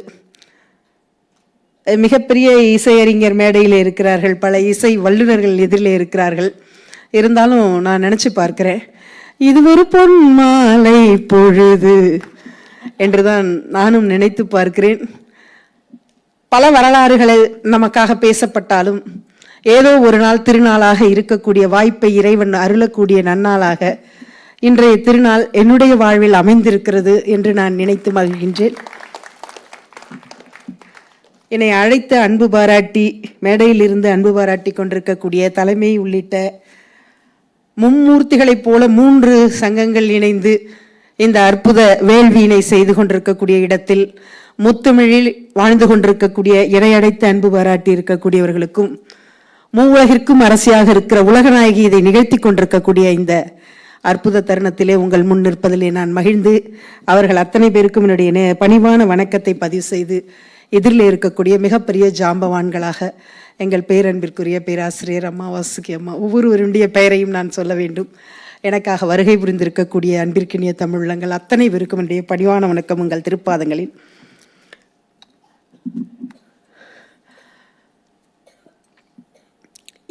எத்தனை செய்திகளை நாம் தெரிந்திருந்தாலும், எத்தனை மேடைகளை கடந்திருந்தாலும், சில நொடிகளை கடப்பது என்பது மிகவும் அரிய தருணங்களாக மாறிவிடும் என்பதான நிலைப்பாட்டிலே தான் இன்றைக்கு இந்த நாள். ஒரு 4-5 வாரமாக அம்மா என்னுடைய பெயரை தேர்ந்தெடுத்து நீங்கள் வர வேண்டும் வர வேண்டும், உங்களை அழைக்கப் போகிறேன் என்று சொல்லிக் கொண்டிருந்தார்கள். இன்றைக்கு வாய்க்குமோ என்றைக்கு வாய்க்குமோ என்று பார்த்து கொண்டிருக்கிற பொழுது இன்றைக்கு இந்த திருநாள் வாய்த்திருப்பது எதனால் இருக்கும் என்று நான் நினைத்து பார்த்தேன். ஏனென்றால் இன்றைக்கு நாம் அற்புதமான இந்த ஆசிரியர் தினத்தினுடைய திருநாளிலே நாம் இருக்கிறோம். இங்கே குழுமி இருக்கக்கூடிய அத்தனை ஆசிரியர் பெருமக்களுக்கும் பேராசிரியர்களுக்கும் என்னுடைய பணிவான வணக்கத்தையும் வாழ்த்தையும் தெரிவிப்பதிலே நான் மகிழ்கின்றேன். ஆசிரியர்களுக்கு மட்டும் இல்லை, இன்னைக்கு நான் என்னுடைய பதிவு, என்னுடைய ஸ்டேட்டஸ்ல கூட அதுதான் போட்டிருந்தேன். எல்லாரும் ஆசிரியர்கள் தான். நானும் ஒவ்வொரு பாடம் கூறும் காலம் தரும் பயிற்சி என்று சொல்லுகிற பொழுது பார்க்கிற எல்லோரும் ஏதோ ஒரு பாடத்தை நமக்கு கற்றுக் கொடுத்து கொண்டிருக்கிறார்கள். அவர்கள் வயதிலே எப்படிப்பட்டவர்களாக இருந்தாலும். இங்க இளைஞர் இருக்கார், 31 வாரமாக இளைஞர்கள் இங்கே பேசிக் கொண்டிருக்கிறார்கள். அப்படியே நம்ம வியந்து பார்க்கிறோம். எனக்கு என்ன ப்ரொஃபைல் வேண்டியிருக்கு? ஒன்றும் இல்லை. எந்த விருதுகளை நினைத்தாலும் எனக்கு பயம்தான் வருகிறது, ஒவ்வொரு விருதை பற்றி சொல்லுகிற பொழுதும். ஏன்னா இப்போ இன்னும் நம்ம என்ன எவ்வளோ உழைக்கணும்னு தெரியல. எனக்கு இப்போவே நேரம் போதாமல் ஓடி ஓடி உழைத்து கொண்டிருக்கிற போது இன்னும் எப்படி நாம் ஓட போகிறோம், எவ்வளவு உழைக்க போகிறோம், என்ன தேட போகிறோம், என்ன தரப்போகிறோம். ஏன்னா எவ்வளோ பெரிய ஜாம்பவான்கள்லாம் என்னவெல்லாம் எழுதி வைத்திருக்கிறார்கள், பேசி வைத்திருக்கிறார்கள். அவர்களுக்கு முன்னால் நான் என்ன சொல்லிட போறேன், நான் என்ன செய்திட போறேன்? எதுவுமே இல்லை. எந்த பெரிய நூல்களை கையில் எடுத்து பார்க்கிற பொழுதும் எனக்கு தோன்றுகிற இவ்வளவு செய்தி. இப்போ ஒரு அரை மணி நேரத்துக்கு முன்னாடி என்னுடைய பதிப்பகத்திலே அதுதான் பேசிட்டு வந்த ஒரு நூலை பற்றி பேசிக்கொண்டு, இப்படிப்பட்ட ஜாம்பவான்கள் மத்தியில் நாங்களாம் எழுத்தாளர்னு சொல்லிக்கவே முடியாது. நீங்க எல்லாம் வாசிக்கிறதுக்கு ஒன்றும் இல்லை, கேட்கறதால ஏதோ சொல்றோம் கொடுக்குறோம், அவ்வளவுதான். அப்படித்தான் நான் என்னை நினைத்து பார்க்க வேண்டிய நிலைப்பாடு இருக்கிறது. கற்றது கைமண் அளவு என்று சொன்ன அந்த ஒரு வாக்கியம் இருக்கிறது, அதற்கு நிகர் வேறு எதுவுமே கிடையாது. இன்றைக்கு ஐயா அவர்கள் தலைமை உரை மிக அற்புதமான ஒரு ஆய்வுரையை வழங்கியிருக்காங்க. திணை நூல்களை பற்றி ஆய்வுரை வழங்க வேண்டும் என்று கேட்டிருக்கிறார்கள். நான் சில செய்திகளை தொகுத்து தான் வைத்திருக்கிறேன் தொடர்ந்து. அதுல அவங்க குறிப்பில் இன்னைக்கு வ.உ.சி. ஐயாவினுடைய பதிப்பை பற்றி பேசினாங்க. இன்னைக்கு அவருடைய பிறந்த தினத்தையும் தான் நாம் கொண்டாடி கொண்டிருக்கிறோம். இந்த தமிழ் உலகம் பார்க்க வேண்டிய இன்னொரு அற்புதமான ஒரு ஆளுமை. அவங்களையும் நாம் இந்த நேரத்தில் நினைத்து பார்க்கறதுக்கு வாய்ப்பு அவர் தன்னையும் அறியாமல் இந்த தமிழ் மேடை கொண்டு வந்து இன்றைக்கு அவரை நிறுத்தி இருக்கிறது என்பதில் நான் மிக அகமகிழ்ந்தேன். அது மட்டும் கிடையாது, இன்றைக்கு நான் ஆசிரியர் தினத்திலே சில நிமிடங்கள் மட்டுமே இருக்கிற காரணத்தினால், ஒரு ஆசிரியர் தினத்திலே இங்கே நிற்கிற பொழுது நான் உங்கள் முன் நிற்பதற்கு இந்த தமிழ் என்னை வாழ வைத்துக் கொண்டிருக்கிறது என்று சொன்னால், நான் அந்த தமிழ் மூலமாக வாழ்ந்து கொண்டிருக்கிறேன். அதுதான் என்னை நிறுத்தி இருக்கிறது. எத்தனை பேரிடிகள் வந்தால் என்ன. இப்போ 5 நிமிடம் 10 அரை மணி நேரத்துக்கு முன்னாடி அமுதன் ஐயாவுடன் பேசிக் கொண்டிருந்த போதும் நான் அதைத்தான் சொன்னேன். எத்தனை வந்தாலும் இந்த தமிழ் இருக்கிற வரை நான் சாகப் போவதில்லை. என்னை யாராலும் சாகடித்து விட முடியாது. அதுதான் ஐயா நம்மை வாழ்வித்துக் கொண்டிருக்கிறது. எனக்கு 3 வரம் கிடைச்சது, அதுல மிகப்பெரிய வரமா கிடைச்சது இந்த தமிழ். அதை கிடைக்கிறதுக்கு காரணமா இருந்தவங்க என்னுடைய ஆசிரியர்களாக இருந்தவர்கள். இன்னைக்கு இந்த தருணத்துல நான் அவங்கள நினைச்சு பார்க்கிறேன். அதுல முதல் அம்மா சொல்லிக்கிட்டா மாதிரி, அம்மா மாதிரி எனக்கு என்னுடைய தாத்தா கேசவன் ஆசிரியர், 75களிலேயே தேசிய நல்லாசிரியர் விருது பெற்றவர்.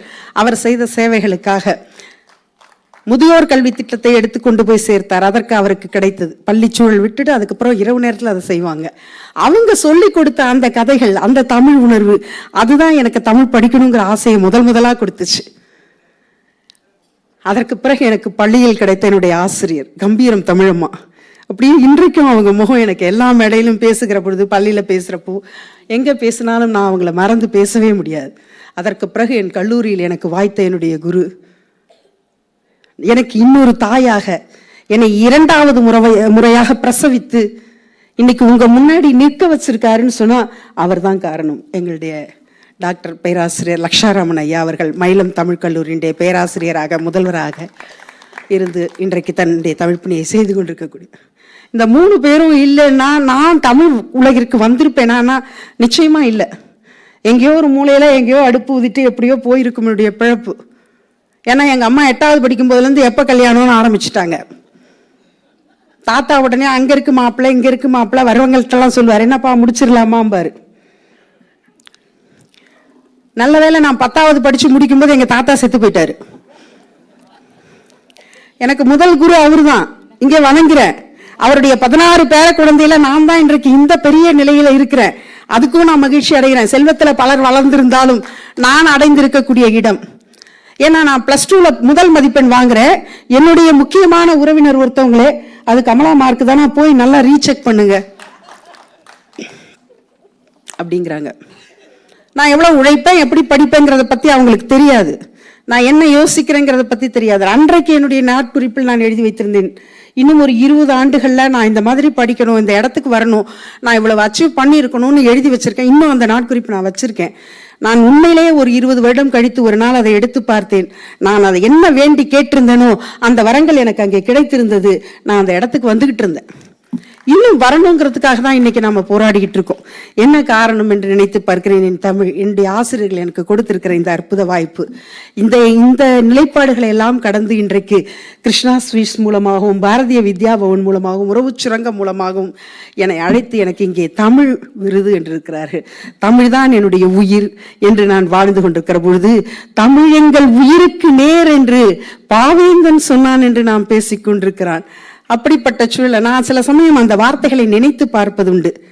தமிழுக்கும் அமுதென்று பேர், அந்த தமிழின்ப தமிழெங்கள் உயிருக்கு நேர், உயிருக்கு நேர்.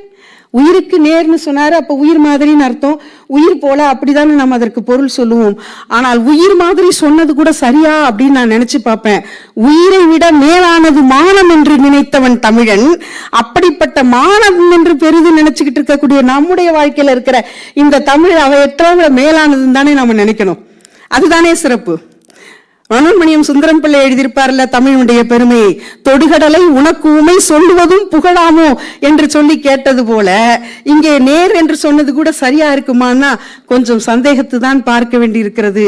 ஆகவே அப்படிப்பட்ட எந்த நேரும் சொல்ல முடியாத இந்த தமிழ், அதுதான் என்னை இன்றைக்கு வாழ வைத்திருக்கிறது, உங்கள் முன் நிறுத்தி இருக்கிறது.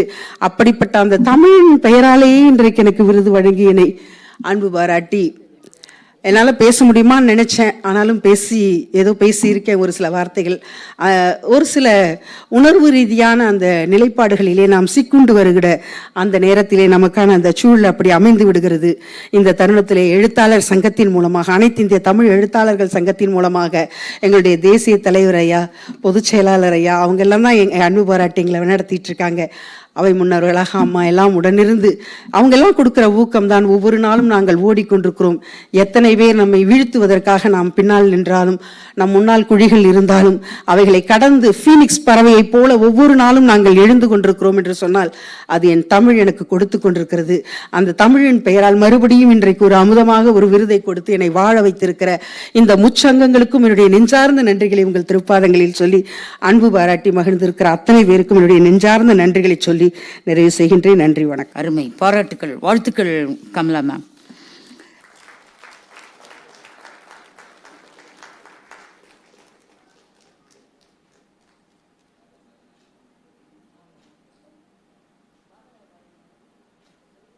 காஞ்சிபுரம் சொந்த ஊர். அம்மையார் வந்திருக்காங்க, தமிழ்ச்செல்வி அம்மையார், அமர்நாத்துடைய தாயார். ஒரு பலமான கரவொலி தரலாம். அம்மா கொஞ்சம் எழுந்து நில்லுங்கம்மா. தாயார் அழைத்து கொண்டு வந்திருக்கிறாங்க. இளங்கலை தமிழ் 1ஆம் ஆண்டு மாணவன், இப்பொழுதுதான் படித்துக் கொண்டு இருக்கிறான். கல்லூரி அரும்பாக்கத்தில் உள்ள வைஷ்ணவா கல்லூரியில் 1ஆம் ஆண்டு மாணவன். வழக்கறிஞர் பாலசீனிவாசன் அவர்கள் வளர்த்த இளையோர் பயிற்சி பட்டறையில் அவர் வளர்த்த ஒரு இளம் சிறார் கூட்டத்தில் ஒரு சிங்கப்பிள்ளையை வழக்கறிஞர் பாலசீனிவாசன் கண்டுபிடித்தார். அந்த குட்டி சிங்கம் தான் நம்முடைய அமர்நாத் அவர்கள். இப்பொழுது நமக்கு ஒரு மிகச்சிறந்ததொரு நூல் 570 குறித்து உரையாற்ற இருக்கிறார். பரிசுகள், விருதுகள் அவர் வந்து கொண்டே இருக்கிறது. இப்பொழுதெல்லாம் நான் இளையோரிடத்தில் சொல்வது, பரிசுகளும் விருதுகளும் வந்து கொண்டே இருக்கும், ஆனால் எதிரே வருகிற ஆசிரியரும் சற்று கண்ணுக்கு தெரியட்டும் என்று நான் அடிக்கடி சொல்வதுண்டு. ஆனால் இப்போ இளையோரிடத்தில் இது ஒன்று மட்டும்தான் நமக்கு சற்று மன வருத்தம் தரக்கூடிய ஒரு செய்தியாக இருக்கிறது. ஆசிரியருடைய முகவரியை மறந்து விடுகிறார்கள் ஒரு வளர்ச்சிக்கு வந்தவுடன். ஆனால் அமர்நாத் அப்படி இல்லை. ஆசிரியரை இன்றைக்கும் தெய்வ நிலையிலே வைத்து பார்க்கக்கூடிய ஒரு அருமையான ஒரு மாணவன். தர்மயாதின புலவர் சித்தாந்த சரபம் பேராசிரியர் அருணை பாலராவாயின் ஐயா அவர்களின் மாணவன். சென்னை சேக்கிழார் ஆராய்ச்சி மையத்தின் கல்லூரி மாணவர்களுக்கான பேச்சுப் போட்டியில் மாநில அளவில் முதல் பரிசு ரூபாய் 10,000 பெற்ற ஒரு மாணவன். 12ஆம் வகுப்பு படிக்கும் போதே தமிழொலிச்சி துறையில் பேச்சுப் போட்டிகளில் முதல் பரிசு ஒரு முறையும் 3ஆம் பரிசு ஒரு முறையும் பெற்றவன். தமிழக வனத்துறை சார்பான பேச்சுப் போட்டியில் முதல் பரிசு பெற்ற மாணவன். காஞ்சிபுரத்தில் நடைபெற்ற புத்தக திருவிழாவில் பேச்சுப் போட்டியில் கலந்து கொண்டு 2ஆம் பரிசு பெற்ற மாணவன். திருவாவூதுறை ஆதீனத்தின் சைவ சித்தாந்த பயிற்சி வகுப்பில் 2 ஆண்டு பயின்று சித்தாந்த ரத்தினம் என்ற பட்டத்தை இந்த இளம் வயதிலேயே பெற்றவன். 17 வயசு தான்க்கா, இப்போதான் ஃபர்ஸ்ட் இயர் படிக்கிறான். சித்தாந்த ரத்தினம் என்ற பட்டத்தை பெற்றவன். திருக்கோயில்களில் சமய சொற்பொழிவுகள் ஆற்றிக் கொண்டிருக்கிறார். திங்கட்கிழமை தோறும் காஞ்சிபுரம் வழக்கருத்தீஸ்வரர் கோயிலில் சொற்பொழிவு ஆற்றி வருகிறார். இப்படிப்பட்ட அமர்நாத் இப்பொழுது தன் தெய்வீக குரலில் மிக அருமையான மேற்கணக்கு முடிஞ்சு கீழ்கணக்கில் ஒரு அருமையான நூல் 570 அதை குறித்து உரையாற்ற இருக்கிறார். சான்றோர் பெருமக்கள் அனைவரையும் முதல் வரிசையில் அமருமாறு கேட்டுக்கொள்கிறேன். அமர்நாத் மேடையில் பேசுகிற போது நாம் அரங்கத்தில் இருந்து பார்க்க வேண்டும் என்பதற்காகத்தான் இந்த ஏற்பாடு, வேறு ஒன்றுக்காகவும் அல்ல. திருச்சிற்றம்பலம்.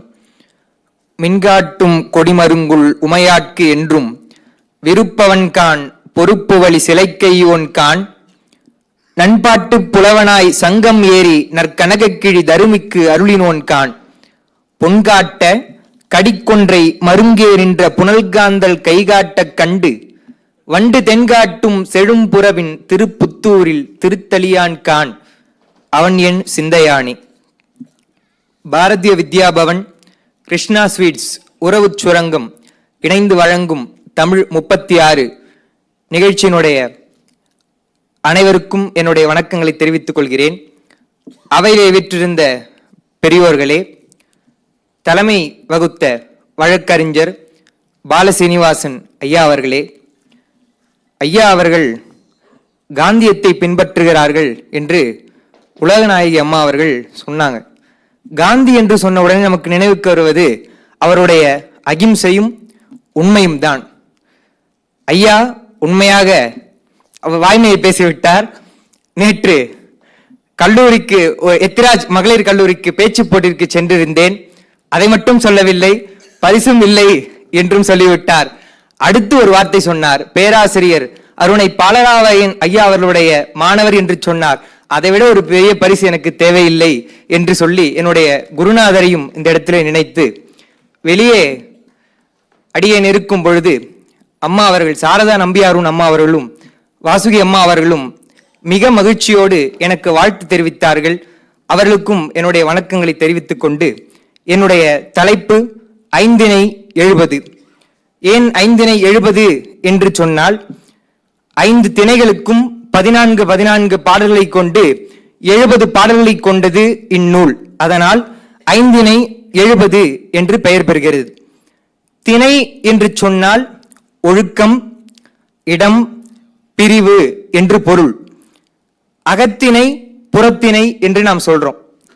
அந்த இடத்துல திணை என்று சொன்னால் என்ன பொருள்னு சொன்னா, திண்மை, ஒழுக்கத்தின்மை என்று பொருள். திணை என்பதை தின் கூட்டல் ஐ என்று பிரிக்கலாம். தின் என்று சொன்னால் திண்மை, ஐ என்று சொன்னால் உடையது, திண்மையை உடையது, ஒழுக்கத்தின்மையை உடையது அகத்திணை, புறத்திணை. அகத்திணை என்று சொன்னால் அகம் சார்ந்த ஒழுக்கங்கள், தலைவன் தலைவிக்கு உடையது. புறம் சார்ந்ததுன்னு சொன்னா போர், வீரம் முதலியவற்றை சொல்வது. அகத்திணைகளை சொல்லும் பொழுது 7 திணை அகத்திணை, 7 திணை புறத்திணை. அந்த 7 அகத்திணைகளிலே கைக்கிளை அன்பின் 5 பெருந்திணை என்று குறிப்பிடுகிறார்கள். கைக்கிளை என்பது ஒருதலை காமம் என்றும், பெருந்திணை என்பது பொருந்தா காமம் என்றும் சொல்லி அன்பின் 5 மட்டும் விளக்குகிறார்கள். குறிஞ்சி, முல்லை, மருதம், நெய்தல், பாலை என்று அதை அன்பின் 5 என்று சொல்கிறார்கள். அந்த திணைக்கு உரிய பொருள்களாக முதற்பொருள், கருப்பொருள், உரிப்பொருள் என்று 3 சொல்கிறார்கள். முதல் பொருள் என்று சொன்னால் நிலமும் பொழுதும். இப்போ குறிஞ்சி என்று சொன்னால் அது மலையும் மலை சார்ந்த இடமும், அது நிலம். பொழுது சொல்கிறார்கள். கருப்பொருளை சொல்லும் பொழுது தெய்வம், உணவு, விலங்கு, பறவை முதலியவை கருப்பொருள் என்று சொல்றாங்க. உரிப்பொருள் என்று சொன்னால் குறிஞ்சியிலே புணர்தல், முல்லையிலே இருத்தல், மருதத்திலே ஊடல், நெய்தலிலே இரங்கல், பாலையிலே பிரிதல் என்று அவற்றை கருப்பொருளாக சொல்கிறார்கள். இப்படி உரிப்பொருள்களாக சொல்றாங்க. உரிப்பொருள்களாக இப்படி சொன்னாலும் நாம் பார்த்தோம் என்று சொன்னால் குறிஞ்சியை தவிர மிச்ச 4மே பிரிவுதான். தலைவனும் தலைவியும் கூடியிருத்தல் குறிஞ்சியில மட்டும்தானே தவிர மற்ற 4 திணையும் பிரிவுதான். ஏன் என்று சொன்னால் பிரிவு என்பது அவசியம்தான். ஏன்னா ஓதல் பிரிவு கல்வி கற்பதற்காக தலைவன் தலைவியை பிரிந்து போலாம், அல்லது செல்வம் தேடுவதற்காக போலாம் என்று பிரிவும் அவசியம்தான் என்பதனாலே பிரிவினை தான் அகத்திணையில அதிகம் சொல்லப்படுகிறது. பின்பு இந்த 5திணை 70 என்ற நூலிலே இந்த 5திணைகளை வரிசைப்படுத்தும் பொழுது குறிஞ்சி, முல்லை, பாலை, மருதம், நெய்தல் என்று வரிசைப்படுத்துகிறார். நடுவிலே பாலை என்பதை வைக்கிறார். பாலை என்பது ஒரு தனி நிலப்பகுதி அல்ல, முல்லையும் குறிஞ்சியும் தன் இயல்பு கெட்டு தோன்றுவது என்று சொல்வதனாலும் இந்த பாலை திணை என்பது ஏனைய 4 திணைகளுக்கு பொதுவாக இருப்பதால் நடுவன் திணை என்று அழைக்கப்படுவதனாலும் மூவாதியார் இந்த பாலை திணையை நூலினுடைய நடுப்பகுதியிலே 3வது பகுதியாக கூறுகிறார் என்று உரையாசிரியர்கள் குறிப்பிடுகிறார்கள். நூலினுடைய கடவுள் வாழ்த்து: எண்ணும் பொருள் இனிதே எல்லாம் முடித்து எமக்கு நன்னும் கலையனைத்தும் நல்குமால் கண்ணுதலின் முண்டத்தான் அண்டத்தான் மூலத்தான் ஆலஞ்சேர் கண்டத்தான் ஈன்ற களிறு என்பது அந்த பாடல். உரையாசிரியர்கள் சொல்லும் பொழுது இந்த பாடல் ஆசிரியர் எழுதியது அல்ல, அது பிற்காலத்திலே சேர்க்கப்பட்டது என்று ஒரு குறிப்பு சொல்கிறார்கள். எண்ணும் பொருள், நான் எண்ணும் பொருளை இனிதே முடித்து, இது விநாயகருடைய வாழ்த்து பாடல். கலை அனைத்தும் நன்னும் என்று சொல்லும் பொழுது கல்வி அறிவினை எனக்கு தரும் என்று சொல்கிறார். விநாயகரை அடையாளப்படுத்தும் பொழுது சிவபெருமானுடைய மகனாக அடையாளப்படுத்துகிறார். கண்ணுதலின் முண்டத்தான், நெற்றியிலே கண்ணை உடைய சிவபெருமான், அண்டத்தான் அண்டவெளி உருவமாக இருக்கிறான், அணுவிற்கு அணுவாய் இருக்கிறான் என்றும் பெருமானை சொல்லுவார்கள். சொல்லி ஆலம் சேர் கண்டத்தான் ஈன்ற களிறு, எப்படி ஞானசம்பந்தர் விநாயகரை சொல்லும் பொழுது பிடியதன் உருவுமை என்ற பாடலிலே தனதடி வழிபடும் அவர் இடர் கடி கணபதி வர் அருளினன் என்று சொல்கிறாரோ, ஏறத்தாழ அந்த முறையிலே சிவபெருமானை சொல்லி அவன் ஈன்ற களிறு என்று சொல்கிறார்கள். இந்த பாடலிலே நம்மளுடைய கருத்து ஆழ்ந்து பார்த்தோம்னு சொன்னா சிவபெருமானுக்கு அடையாளமாக 2 சொல்றாங்க. ஒன்று நெற்றிக்கண், 2வது நீலகண்டம் என்று சொல்லக்கூடியது. ஏன் கண்டம் என்பதை சிறப்பாக சொல்கிறார்கள் சொன்னா, சங்க இலக்கியங்களிலே இறைவனை தனித்து பாடக்கூடிய பாடல்கள் இல்லை என்று சொன்னாலும் சிவபெருமானுடைய நீலகண்டத்தை பற்றிய குறிப்புகள் இருக்கின்றன. சங்க இலக்கியத்திலே கரைமிடற்று அண்ணல் என்ற ஒரு சொல் இருக்கிறது. ஔவையார் நெல்லிக்கனியை பெற்றும் பொழுது அந்த மன்னனை வாழ்த்துகிறார். நெல்லி தீங்கனி குறியாது ஆதல் நின் அகத்து அடக்கி சாதல் நீக்க எமக்கு இத்தனையே என்று சொல்லி நீலம் மணிமிடற்று ஒருவன் போல மண்ணுக பெரும நீயே என்று அந்த இடத்திலே நீல மணிமிடற்று ஒருவன் போல என்று சொல்கிறார். அப்போ இந்த சிவபெருமானுடைய அடையாளங்களிலே சிறந்து இருப்பது நீலகண்டம். அதை சொல்லி அவன் நின்ற களிறு என்று விநாயகருடைய வாழ்த்தை பாடுகிறார். குறிஞ்சித்திணையினுடைய பாடல், முதல் பாடல்: அவரை பொருந்திய பைங்குரல் ஏனல் கவரி மடமா கதுவும் படல் சாரல் கானக நாட மரவல் வயங்கிழைக்கு யான் இடை நின்ற புனை. இது முதல் பாடல் தோழி கூற்றாக அமைகிறது. பைங்குரல் ஏனம் என்று சொன்னால் அவரை கொடிகள் படர்ந்துள்ள அந்த பச்சை பசேல் என்று இருக்கக்கூடிய பயிர்கள். கவரி மடமா என்றால் கவரி மான்கள், அந்த இடத்திலே மான்கள் எல்லாம் மேய்கிறதாம். மேயும் பொழுது படல் சாரல், சாரல் என்றால் மலைப்பகுதி, குறிஞ்சி இல்லையா. கானக நாட, நாடன் என்று சொன்னால் குறிஞ்சி நிலத்திலே இருக்கக்கூடிய அந்த தலைவனை குறிப்பதற்கு நாடன் என்ற ஒரு சொல்லை பயன்படுத்துவார்கள். வயங்கு இழைக்கு யான் இடை நின்ற புனை மரவல் என்று சொல்கிறார்கள். தலைவனே, நீயும் தோழியும் கூடிய பொழுது நான் தெய்வம் போல உங்களுக்கு இருந்து நான் துணை செய்தேன் அல்லவா, அதை நீ மறக்காதே என்று சொல்கிறார். எப்பயுமே சங்க இலக்கியங்களிலே தோழி கூற்று மிகவும் அருமையாக இருக்கும். தோழி மிகவும் அருமையாகவும் மிகவும் நுட்பமாகவும் பேசுவா. தலைவனிடத்துல சொல்லும் பொழுது இந்த பாடலுக்குரிய துறை என்னன்னு சொல்றாங்கன்னு கேட்டீங்கன்னா, நீ என்னுடைய தோழியாகிய தலைவியை வந்து சந்திக்கிறாய், கூடுகிறாய், ஆனால் திருமணம் செய்து கொள்ள மாட்டேன்றியே என்று சொல்லி, நான் உங்களுக்கு துணையாக இருந்தேன் இல்லையா, எனக்கு மகிழ்ச்சியாகும் பொருட்டு நீ என்ன செய்யணும், தலைவியை வந்து திருமணம் பண்ணிக்கணும். எத்தனை நாள் வந்து நீ சந்திச்சுட்டு போயிட்டே இருப்ப என்று தலைவனை தோழி வந்து கேட்கிறாள் என்பது போல தோழி கூற்றாக அமைந்தது இந்த பாடல். தோழி கூற்று மிகவும் அருமையாக இருக்கும் என்று சொல்வதிலே பலரும் சொல்வது, வேம்பின் பைங்காய் என் தோழி தரினே, தேம்புங்கட்டி என்றனிர் இனியே, பாரி பரம்பில் பனிச்சுனை தென்னீர், தையத்திங்கள் தண்ணியதரினும் வெய்ய உவர்க்கும் என்றனிர் ஐய அற்றால் அன்பின் பாலே என்று அந்த ஒரு பாடலை அனைவரும் எடுத்துச் சொல்வார்கள். தோழி கூற்று எப்படி இருக்கும் என்பதற்கு இந்த ஒரு பாடலே போதும். தலைவனை பார்த்து சொல்கிறார், தலைவன் தலைவி மேலே ரொம்ப அன்பா இருந்தான், ஆனா அந்த அன்பு வந்து மாறிவிட்டது. அதை எப்படி சொல்றான்னு சொன்னா, வேம்பின் பைங்காய், வேப்பங்காய் இருக்கு இல்லையா, அதை வந்து தோழி கொடுப்பா. அதை கொடுக்கும் போது நீ என்ன சொல்லுவன்னு சொன்னா, ரொம்ப சுவையா இருக்கே அப்படின்னு சொல்லுவியே. தேம்பும் கட்டி, வெள்ளக்கட்டி போலவும் கற்கண்டு போலவும் இனிக்கிறதுன்னு சொல்லுவ. இப்ப அவ என்ன பண்றான்னா, பாரி நாடு, பாரி மன்னன் இருக்கக்கூடிய அந்த நாடு இருக்கே பரம்பு மலை, அந்த மலையில இருக்கக்கூடிய சுனை நீர் வந்து பொதுவாகவே மலைகளில் இருக்கக்கூடிய சுனை நீர் மிகவும் சுவையாக இருக்கும். அதிலும் இலக்கியத்தில் சொல்லும் பொழுது இந்த பாரி மன்னனுடைய பரம்பு மலையினுடைய சுனை நீரை மிகவும் சிறப்பாக சொல்றாங்க. அதுக்காக சொல்றார், அந்த சுனை நீரினுடைய தண்ணீரை எடுத்து கொண்டு வந்து, அதுவும் எந்த மாசத்துலன்னு சொன்னா தைத்திங்கலாம். தைத்திங்கல்ல எவ்வளவு குளிர்ச்சியா இருக்கும்னு சொன்னா, சுனை நீரே குளிர்ச்சியா தான் இருக்கும். இதுல தைத்திங்கல்ல வேற எடுத்துட்டு வந்து கொடுக்குறா. கொடுத்தா நீ என்ன சொல்ற, சூடா இருக்குதுன்னு சொல்ற, உனக்கு பிடிக்கலன்னு சொல்றியப்பா. ஏன், முன்ன கொடுத்த அந்த வேப்பம்பழம் கூட உனக்கு இனித்தது, இப்ப வந்து இது கூட சூடா இருக்கேப்பா குளிர்ந்த நீர் கூடன்னு சொன்னா, அற்றால் அன்பின் பாலே, அன்பு இருந்தது, இப்ப உனக்கு அன்பு குறைந்தது என்று அதை எவ்வளவு நயமாக அந்த தோழி சொல்றா அப்படின்னு சொன்னா, தோழி கூற்றினுடைய அந்த நுட்பத்தை நாம் காணலாம். இதே போல முருகப்பெருமானை சொல்லும் பொழுது, பெரும்பைம்புணத்தினுள் சிற்றேனல் காக்கின்ற பேதை கொங்கை விரும்பும் குமரனை மெய்யன்பினால் உள்ள அரும்பும் தனி பரமானந்தம் தித்தித்தறிந்த அன்றே கரும்பும் துவர்த்து செந்தேனும் புளித்து அற கைத்ததுவே என்று பாடுகிறார்களே, அதையும் இந்த இடத்திலே நாம் நோக்க வேண்டியது என்று சொல்லி, நேரம் குறைவாக இருக்கிறது, அடுத்த பாடலுக்கு செல்கிறேன்.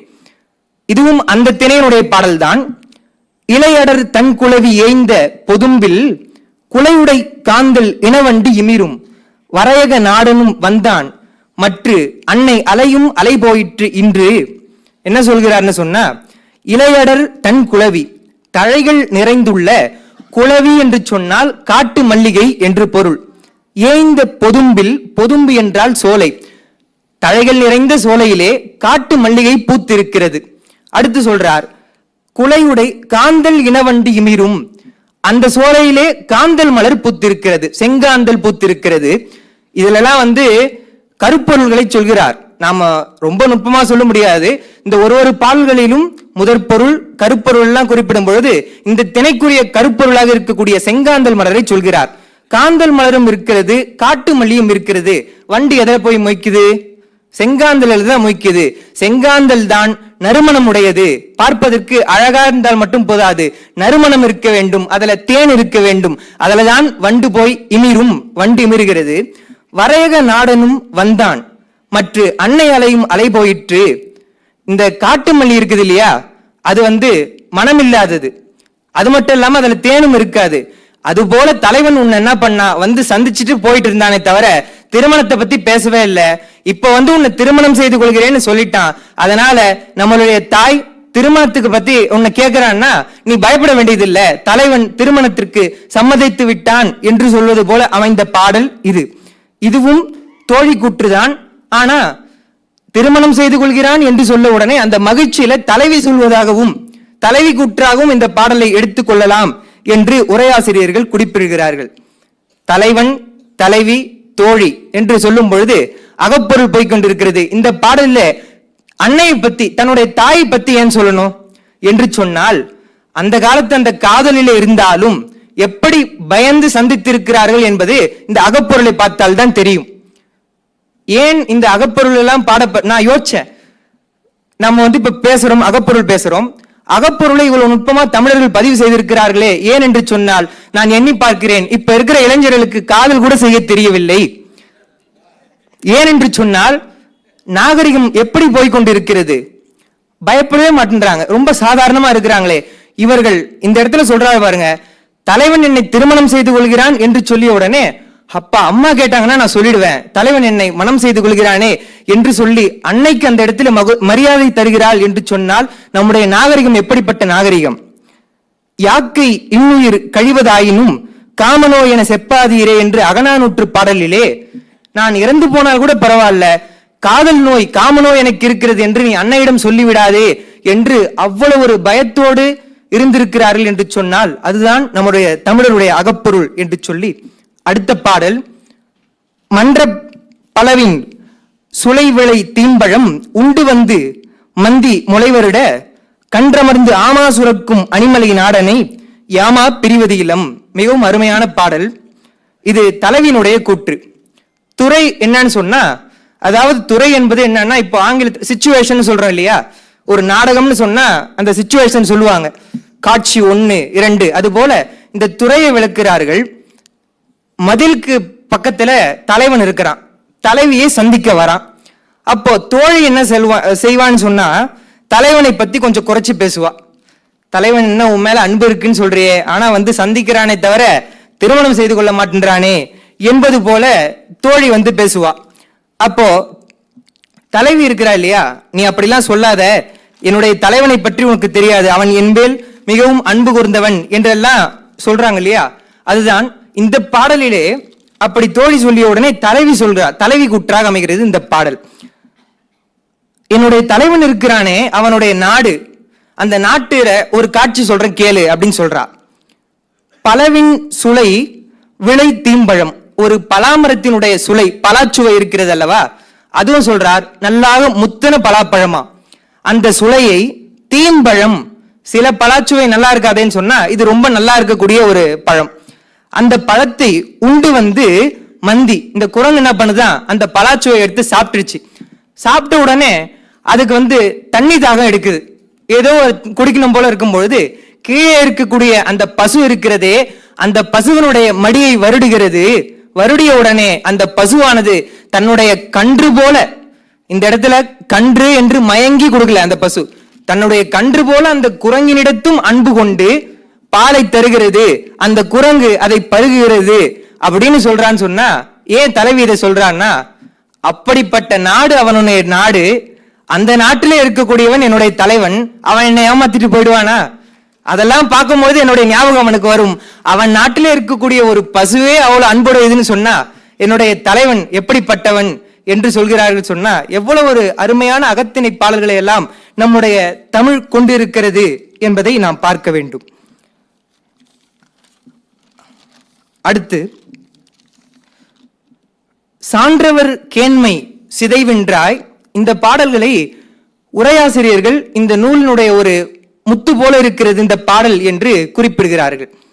சான்றவர் கேண்மை சிதைவென்றாய் ஊன்றி வழியாகி பின்னும் பயக்கும் மெலிவில் கயம் திகழ் சோலை மலைநாடன் கேண்மை நயந்திகழும் என்னும் என் நெஞ்சி. நான் முன்ன சொன்ன துறையே தான், துறையை விளக்க வேண்டிய அவசியம் இல்லை. என்ன சொல்கிறார் சொன்னா, இதெல்லாம் தலைவி குற்றில் மிகவும் அழகான இடங்கள், மிகவும் நான் ரசித்து படித்தேன். அதுவும் 2-3 உரை படிக்கும் பொழுது உரையாசிரியர்களுடைய கருத்து நம்மை நெகிழ வைக்கிறது. ஏன்னு சொன்னா, பக்தி இலக்கியங்கள் தான் ஓரளவுக்கு நான் படித்திருக்கிறேனே தவிர சங்க இலக்கியங்களை இப்போதுதான் தொடுகிறேன். பாட்டு முறை எப்படி இருக்கும், என்னுடைய பேராசிரியர் என்னுடைய குருநாதர் அவர் இங்கு சென்னையில கூட இல்ல, அவர் இப்ப சிங்கப்பூர்ல இருக்கார்.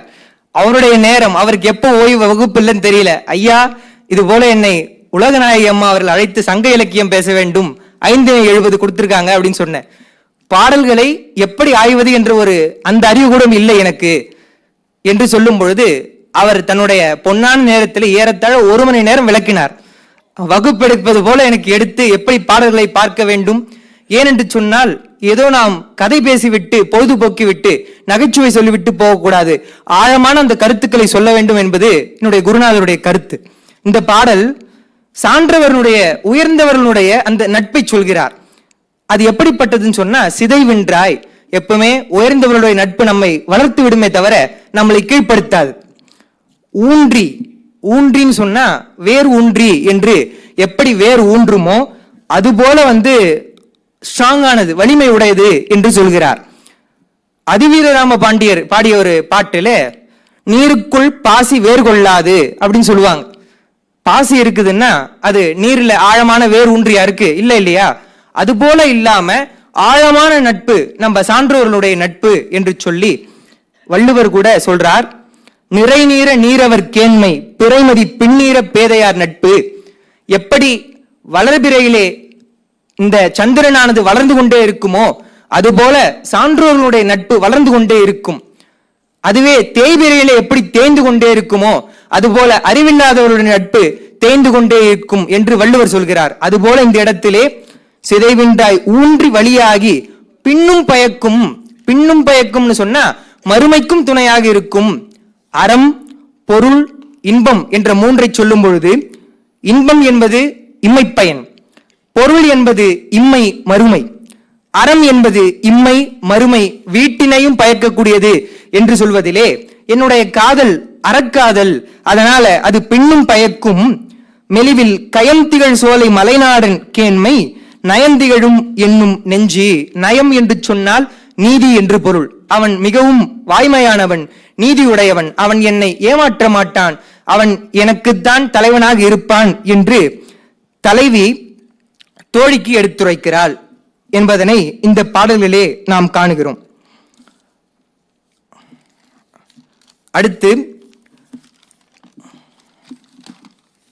அடுத்த திணை சொல்லிவிடுகிறேன்.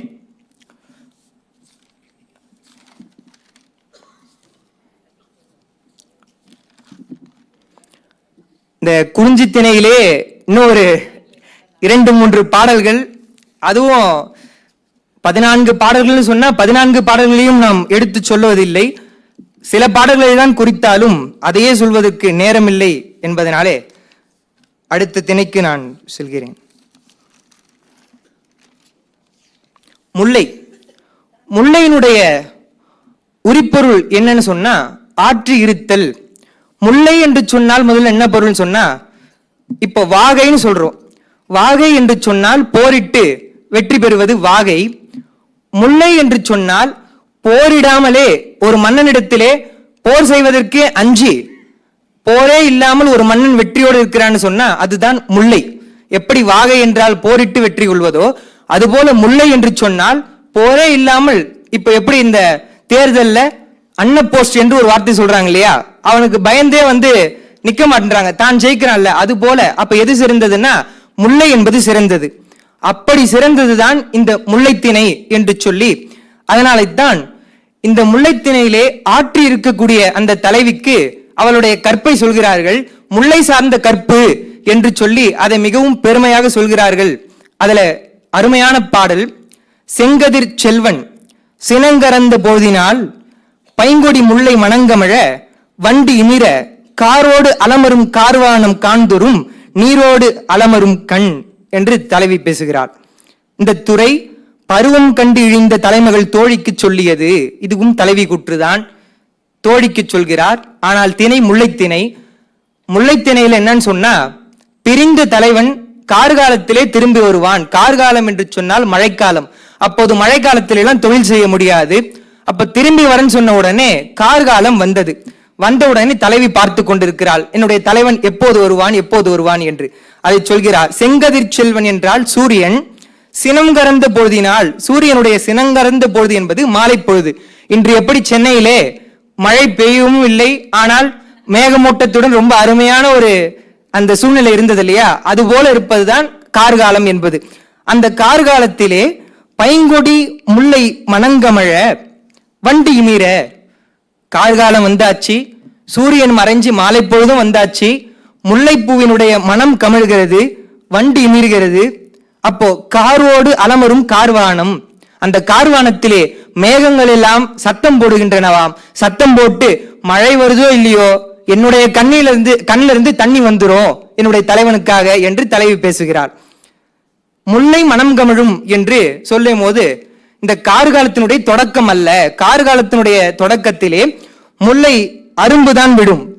முல்லை பூத்து அது மனமே வருகிறதுன்னு சொன்னா அப்போ காலம் ஆகிவிட்டது, தலைவனே நீ என்ன சொன்ன, காலத்துல வர நீ இன்னும் வராம இருக்கிறியப்பா என்று ஆற்றி இருக்கிறாள் தலைவி. அது அவளுக்கு மிகவும் வருத்தம் அளிக்கக்கூடிய ஒரு மாலை பொழுதாக இருக்கிறது. இலக்கியத்திலே மாலை பொழுது என்பது தலைவனும் தலைவியும் சேர்ந்திருந்தால் அது இன்பம், இல்லை என்று சொன்னால் துன்பம். முழு நிலா சேர்ந்திருந்தால் இன்பம், பிரிந்திருந்தால் துன்பம். தென்றல் வீசினால் சேர்ந்திருக்கிற தலைவன் தலைவிக்கு இன்பம், பிரிந்திருந்தால் துன்பம். அப்படி இந்த கார்காலமானது இவளுக்கு துன்பம் அளிக்கிறது என்று தோழியிடம் சொல்கிறாள். இன்னொரு சங்க இலக்கியத்திலேயே முல்லை வைநுனை தோன்ற இல்லமொடு பைங்கால் கொன்றை மென்பினி அவிழ என்று சொல்லும் பொழுது முல்லையினுடைய அரும்பு தான் வந்திருக்குதான். நம்ம இந்த தலைவியை விட அந்த தலைவி பாருங்க, இதுவாச்சு கார்காலம் பாதி ஆகிடுச்சு. ஆனா இந்த தலைவி என்ன சொல்றாங்கன்னா முல்லை அரும்பு விடுதான், அரும்பு விடும் பொழுதே கார்காலம் வந்துருச்சே, தலைவன் வரலையேன்னு கேட்கிறா. கேட்ட உடனே தோழி சொல்றா, இருமா இன்னும் முல்லை பூக்க கூட இல்ல, கார்காலமே இப்பதான் தொடங்குது, வந்துருவான் என்று சொல்லும் பொழுது அதுதான் இந்த முல்லைத்திணையிலே சொல்கிறார்கள் என்று சொல்லி இன்னொரு பாடல் முல்லைத்திணையே. தன்னரும் கோடல் துடுப்பெடுப்ப கார் எதிரி விண்ணுயர் வானத்து வரும் உரற்ற திண்ணிதன் புல்லுணரில்லா நடுங்கச் சிறுமாலை கொல்லுணர் போல வரும். இந்த பாட்டினுடைய முழு கருத்தையும் விளக்க விரும்பவில்லை, நேரம் மிகவும் குறைவு. அடுத்து ஒரு 3 திணைகள் இருக்கிறது. என்னன்னு சொன்னா இதேதான் இந்த மாலை பொழுது என்னை வருத்துகிறது. எப்படின்னு சொன்னா என்னை கொல்ல வரும் யமன் போல என்னை வாட்டுகிறதே. புல்லுணர் என்று சொன்னால் தோளோடு அணைக்க என்னுடைய தலைவன் இல்லையே என்று சொல்கிறார். இன்னொன்னு, பெண்களுடைய குணம் அச்சம் என்று ஒன்று இருக்கும். பெண்கள் பயப்படுவார்கள். அவருடைய கண்களை சொல்லும் பொழுதே மான்கண் என்று சொல்லுவாங்க. மான் என்று சொன்னால் ஒரு மருட்சியோடைய பார்க்கும். அந்த மான்கண் போன்று இருப்பவர்கள் பெண்கள் அச்சமுடையவர்கள். கார்காலம் இல்லையா, இடி இடிக்கிறதாம். இடி இடிக்கும் பொழுது அந்த பயத்தினாலே உன்னை தழுவதற்கு கூட தலைவனே நீ இல்லையே, இந்த மாலை காலம் வேற எனக்கு கூற்றுவன் போல இருக்கிறதே, கொல்லுனர் போல வரும் என்று இதை சொல்கிறார். இதை அழிசிறந்த வழி தலைவி கூறியது என்று இளம்பூரணர் தொல்காப்பியத்திலே ஏறத்தாழ ஒரு 40 இடங்களுக்கு மேல் தலைவியினுடைய கூற்று எங்கெங்கெல்லாம் வரும் என்று சொல்லும் பொழுது காமம் சிறப்பினும் அழிசிறந்த வழியும் என்று வருவதிலே இந்த பாடல் அழிசிறந்த வழி வருவது என்று இளம்பூரணர் குறிப்பிலே கொடுத்திருக்கிறார் என்பதை நாம் பார்க்கிறோம். அடுத்து பாலைத்திணை. பாலை என்று சொன்னாலே நினைவுக்கு வருவது அங்கே கள்வர்கள் எல்லாம் இருப்பார்கள். மிகவும் கொடிய திணை அது. கொள்ளும் பொருள் இல்லர் ஆயினும் வம்பமர் துள்ளுணர் காண்மார் தொடர்ந்து உயிர் வவ்வலின் என்று அந்த பாலைத்திணையினுடைய மிகவும் மோசமான சூழ்நிலையை பாடியிருக்கிறார்கள். அந்த திணை பாலை வழியாக போறாங்க. போகும்பொழுது அவர்களிடத்திலே பொருள் இல்லை என்று சொன்னாலும் பொருள் இல்லாம நீ ஏன் வந்த என்று சொல்லி அவர்களை குத்தி அவர்கள் துடிக்கும் பொழுது அதை கண்டு இன்புறுவார்கள் அங்க இருக்கக்கூடிய கள்வர்கள் என்று பாலை நிலத்தினுடைய அந்த கொடுமையை சொல்கிறார்கள். இதுல முதல் பாடல் மட்டும் சொல்கிறேன். உழவர்களை பற்றி சொல்கிறார். வில்லு உழுது உண்பார். வில் உழுது உண்பவர்கள் இந்த பாலை நிலத்தை சார்ந்தவர்கள். தமிழிலே சொல்லும் பொழுது புலன் உழுது உண்பார் என்று சொல்லுவாங்க. யார் என்று சொன்னால் அவர்கள் புலவர்கள். புலன் என்றால் அறிவு. அறிவை உழுது உண்பவர்கள் அவர்கள் புலவர்கள். நிலன் உழுது உண்பார் அவர்கள் விவசாயிகள். நிலன் உழுது உண்பவர்கள். வில் உழுது உண்பார் என்று சொன்னா வில்லினாலே இப்படி கொலை செய்து சாப்பிடுறானே இந்த கள்ளர்கள் என்று வில்லுழுது உண்பார்னு சொல்றார். ஒரு குறிப்பு பார்க்கணும். திருவள்ளுவர் வில்லேர் உழவர் பகைகொளினும் என்று சொல்வதும் இதுவும் வேற. அது வில்லேர் உழவர், நாட்டிற்கு தேவையான வீரம் அது வேணும். இது போற வரவர்கள் எல்லாம் கொள்ளையடித்து சாப்பிடுவது என்று சொல்லி வில் உழுது உண்பார் கடுகி, அதுவும் ரொம்ப வேகமா போவானா கடுகி. அதர் அழைக்கும் கல்சூழ் பதுக்கை ஆர் அத்தத்தின் பாரார் கொன் மெல்லியல் கண்ணோட்டமின்றி பொருட்கு இவந்து நில்லாத உள்ளத்தவர். தோழியே, தலைவி சொல்றா, என்னுடைய தலைவன் பார் கண்ணோட்டமே இல்லையே, என் மேல ஒரு இரக்கமே இல்லையே. நான் சொல்றேன் போவாதீங்கன்னு சொல்றேன், பாலை நிலத்தினுடைய அந்த கொடுமைகளை எல்லாம் சொல்றேன், இருந்தாலும் பொருள் ஈட்டுவதுதான் முக்கியம் என்று என்னை விட்டுவிட்டு போறானே என்று தோழியினிடத்திலே தலைவி சொல்வதாக அமைந்த பாடல் இந்த பாலைத்திணையினுடைய பாடல். அடுத்து மருதத்துக்கு வந்து விடுகிறேன். மருதம் என்பது ஊடல். தலைவனிடத்தே இல்லாமல் பரத்தையினிடத்திலே தலைவன் செல்லும் பொழுது தலைவி ஊடுகிறாள். அப்படி அமைந்ததுதான் இந்த மருத நிலத்தினுடைய பாடல்கள்.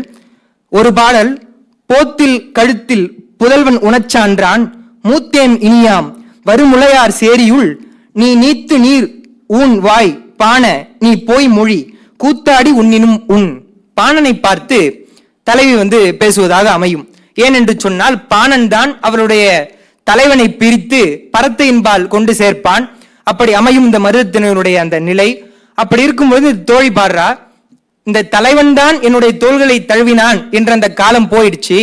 எனக்கு மகன் பிறந்து விட்டான், குழந்தை பிறந்து விட்டது, என்னுடைய குழந்தை இருக்கிறது, நான் என்னுடைய குழந்தைக்கு மார்பகத்திலே இருந்து பால் கறந்து ஊட்டுகிறேன், எனக்கு என்னுடைய குழந்தை இருக்கிறான், அந்த உன்னுடைய தலைவன் இருக்கிறான் இல்லையா பரத்தையன் பால், அவர்கிட்ட போய் நீ சொல் எனக்கு குழந்தை இருக்கிறான் என்று சொல்லுன்னு சொல்றா. ஆனா பானா நீ சொல்லிடுவியா? போய் சொன்னினா அங்க அவர்கள் கொடுக்கிற அந்த கல்லும் மற்றும் அந்த விருந்தும் அதெல்லாம் உனக்கு கிடைக்காம போயிடுமே, அதனால நீ சொல்ல மாட்டியே என்று சொல்கிறார். நாகரிகமாக என்னன்னு சொன்னா ரொம்ப நுட்பமான விஷயம், அதை மட்டும் சொல்லிட்டு நான் போறேன். என்னன்னா தலைவி இளமை காலத்திலே ஏதோ அவன் தவறு செய்தான் என்று சொன்னால் கூட மன்னித்து விடலாம். இப்போது குழந்தை பிறந்து விட்டது, ஒரு கடமையுடைய தகப்பனாக இருக்க வேண்டும் என்பதை நீ போய் சொல் பாணனே என்று பாணனுக்கு வலியுறுத்துவதாக அமைந்தது இந்த மருதத்திணையினுடைய பாடல். நெய்தல். நெய்தல் என்பது இரங்கல் நிமித்தமும் என்று வரக்கூடிய உரிப்பொருளே அமைந்தது. இடுமணல் எக்கர் அகன்காணல் சேர்ப்பன் கடுமான் மணியரவம் என்று கொடுங்குழை புல்லரவம் கேட்டு பெயர்ந்தால் சிறுகுடியர் உள்ளரவம் நாணுவர் என்று சொல்கிறார். ஒன்றுமில்லை, தலைவனை தலைவி சந்திக்க வேண்டும். அப்படி சந்திக்கும் பொழுது அவ என்னன்னா பயப்படுறா. தலைவன் எப்பயுமே தேர்ல வருவான், அதுவும் நெய்தல் நிலம் கடற்கரை என்பதனாலே அந்த மணல் சார்ந்த பகுதி, எப்படி அந்த சத்தம் வந்துக்கினே இருக்கும் தேர் வந்ததுன்னா, அது இல்லாம அந்த தேரினுடைய மணி சத்தம், இந்த சத்தம்லாம் வரும். அதனால தலைவி அதையே எண்ணிக்கொண்டு இருக்கும் பொழுது புல்லரவம் கேட்டு பறவைகள் எல்லாம் ஒலிக்குது, அதை கேட்டு ஒருவேளை தலைவன் தான் வந்து விட்டானோ என்று பயந்து தலைவன் வருவதை என்னுடைய உறவர்கள் அந்த பரதவர் இருக்கிறாங்க இல்லையா, அவரெல்லாம் பார்த்துட்டாங்கன்னா என்ன பண்றது, தெரிஞ்சு கொண்டார்கள் என்றால் என்ன செய்வது என்று பயப்படுகிறாள், நாணுகிறாள் என்று நெய்தல் திணையினுடைய இந்த பாடலை குறிப்பிடுகிறார்கள். இப்படி குறிஞ்சி, முல்லை, பாலை, மருதம், நெய்தல் இந்த முறையிலே 570 என்ற இந்த நூலுடைய மிகவும் சில பாடல்கள் தான் நானே எழுதி வந்தேன். அதிலையும் மிகவும் சில பாடல்கள் தான் உங்ககிட்ட சொல்வதற்கு நேரம் இருந்தது என்று சொல்லி, பெருமக்களே, அகப்பொருள் சார்ந்த நூல் இது. நம்முடைய அகத்தினை எவ்வளவு சிறப்பானதாக அல்லது நுட்பமானதாக இருந்திருக்கிறது என்பதை ஒன்றை மட்டும் சொல்லி நிறைவு செய்கிறேன். அகத்தினை பாடும்பொழுது தலைவன் பெயர், தலைவி பெயர் அல்லது தலைவன் தலைவியினுடைய அடையாளம் இவற்றை சொல்லக்கூடாது. யார் இந்த தலைவன், யார் அந்த தலைவி என்பது தெரியக்கூடாது. அதுதான் இலக்கணம், அதுதான் அகப்பொருள். அப்படி இல்லாமல் நக்கீரர் பாடிய நெடுநல்வாடை என்ற ஒரு நூல், அது அகம் சார்ந்த நூல். அகம் சார்ந்த நூலாக இருந்தாலும் வேம்பு தலையாத்த நோன்காள் எக்கம் என்ற அந்த ஒரு சொல் வந்தது. பாடுவது நக்கீரர் பாடுகிறார். என்ன பாடுகிறார்னு சொன்னா, வேம்பினை தலையிலே அணிந்த என்று பாடுகிறார். அப்போ வேப்பம்பூ என்பது பாண்டிய மன்னனுடைய அடையாளம். நக்கீரர் காலத்திலே இருந்த பாண்டிய மன்னனைத்தான் இந்த அகப்பொருள் பாடலிலே தலைவனாக பாடினார். அது தெரிந்து விட்டது. அதனாலே இது அகப்பொருள் அல்ல என்று நெடுநல்வாடை என்ற அந்த ஒரு நூலை வெறும் இந்த ஒரு தொடருக்காக அகப்பொருள் அல்ல என்று நச்சினார்க்கிரியர் குறிப்பிடுகிறார் என்று சொன்னால் எவ்வளவு நுட்பமானதாகவும் நாகரிகமானதாகவும் இருந்திருக்கிறது நம்முடைய இந்த தமிழர் வரலாறு அகப்பொருள் என்று சொல்லி ஒன்றை சொல்லி நிறைவு செய்கிறேன். செப்டம்பர் 5 என்பது மிகவும் மகிழ்ச்சியான ஒரு நாளாக எனக்கு அமைகிறது. சென்ற ஆண்டு செப்டம்பர் 5 நான் காஞ்சிபுரத்திலே இன்ஃபன்ட் ஜீசஸ் மெட்ரிக் மேல்நிலைப் பள்ளியிலே தான் படித்தேன். என்னுடைய மழலையர் வகுப்பில் இருந்து 12ஆம் வகுப்பு வரை. 12ஆம் வகுப்பு படிக்கும் போது ஏதோ எனக்கு ஒரு எண்ணம், இங்க இவ்வளவு நாளா நம்ம இருக்கிறோம், ஆசிரியர்கள் இருக்கிறாங்களே, எப்படி நம்ம எல்லாம் வளர்த்திருக்கிறார்கள், அவர்களுக்கு ஆசிரியர் தின விழாவை நாமே ஏற்று செய்தால், ஒருங்கிணைந்து பள்ளியோடு உழைத்து நாம் செய்தால் என்ன என்ற ஒரு எண்ணம் எனக்குள்ளே இருந்தது. பெருமான் திருவருள், எங்களுடைய 12ஆம் வகுப்பிற்கு ஒரு புது தலைமை ஆசிரியர் வந்தார்கள், அருட்சகோதரி லில்லி அவர்கள். அவங்க என்ன பண்ணாங்க, பல மாணவர்கள் இருந்தாலும் என்னை அழைத்து, தம்பி, ஆசிரியர் தின விழாவிற்கு நீங்கள் தான் ஒருங்கிணைப்பாளராக இருக்க வேண்டும் என்று சொல்லியது மட்டுமல்லாமல் எங்கள் பள்ளியை சார்ந்த 50 ஆசிரியர்களை பற்றியும் ஒரு குறுங்கவிதை வாசிக்க வேண்டும். அந்த கவிதை வாசிப்பதிலேயே என்னைத்தான் சொல்கிறான் என்று அவர்கள் கண்டுபிடித்து மேடைக்கு வர வேண்டும். வந்து அவர்களுக்கு பரிசு நம்ம அளிக்கணும் என்று சொல்லி 50 கவிதைகள் எழுத வைத்தது மட்டுமல்லாமல் என்னுடைய ஆசையும் நிறைவேறும் வகையிலே நான் அந்த ஆசிரியர் தின விழாவை ஒருங்கிணைப்பாளராக இருந்து ஏறத்தாழ 1 மாத காலம் அதுக்கு உழைத்து மிகவும் ஆன்மார்த்தமாக ஆசிரியர்களுக்கு ஒரு தொண்டு செய்த நாள் சென்ற ஆண்டு செப்டம்பர் 5. அதுபோல இந்த செப்டம்பர் 5 இது யூடியூப் மூலமாக உலகெங்கும் வந்து கொண்டிருக்கிறது. நான் அவர்களை நேரில் பார்க்க முடியவில்லை என்று சொன்னாலும் என்னுடைய பள்ளி ஆசிரியர்கள், கல்லூரி பேராசிரியர் பெருமக்கள் அனைவருக்கும் ஆசிரியர் தின நல்வாழ்த்துக்களை சொல்லி உங்கள் அனைவருக்கும் இருந்து கேட்ட பெருமக்களுக்கும் நன்றி சொல்லி விடைபெறுகிறேன். நன்றி, நன்றி, வணக்கம். அம்மா அவர்கள் திருமுறை பாடல் ஒன்று பாடி நிறைவு செய்ய சொல்கிறார்கள். திருச்சிற்றம்பலம். ஏகம்பத்துரையந்தாய் போற்றி, பாகம் பெண்ணுருவானாய் போற்றி, தூண்டு சுடர் அணைய சோதி கண்டாய், தொல்லமரல் சூளா மணிதான் கண்டாய், காண்டற்கு அரிய கடவுள் கண்டாய், கருதுவார்க்கு ஆற்ற எளியான் கண்டாய், வேண்டுவார் வேண்டுவதே ஈவான் கண்டாய், மீனெறி கண்டாய், விரதம் எல்லாம் மாண்ட மனத்தார் மனத்தான் கண்டாய், மறைக்காட்டு உரையும் மணாளன் தானே. திருச்சிற்றம்பலம். ஞான உரை வழங்கிய அன்பன் அமர்நாத் அவர்களுக்கு பலத்த கரவொலி தரலாம்.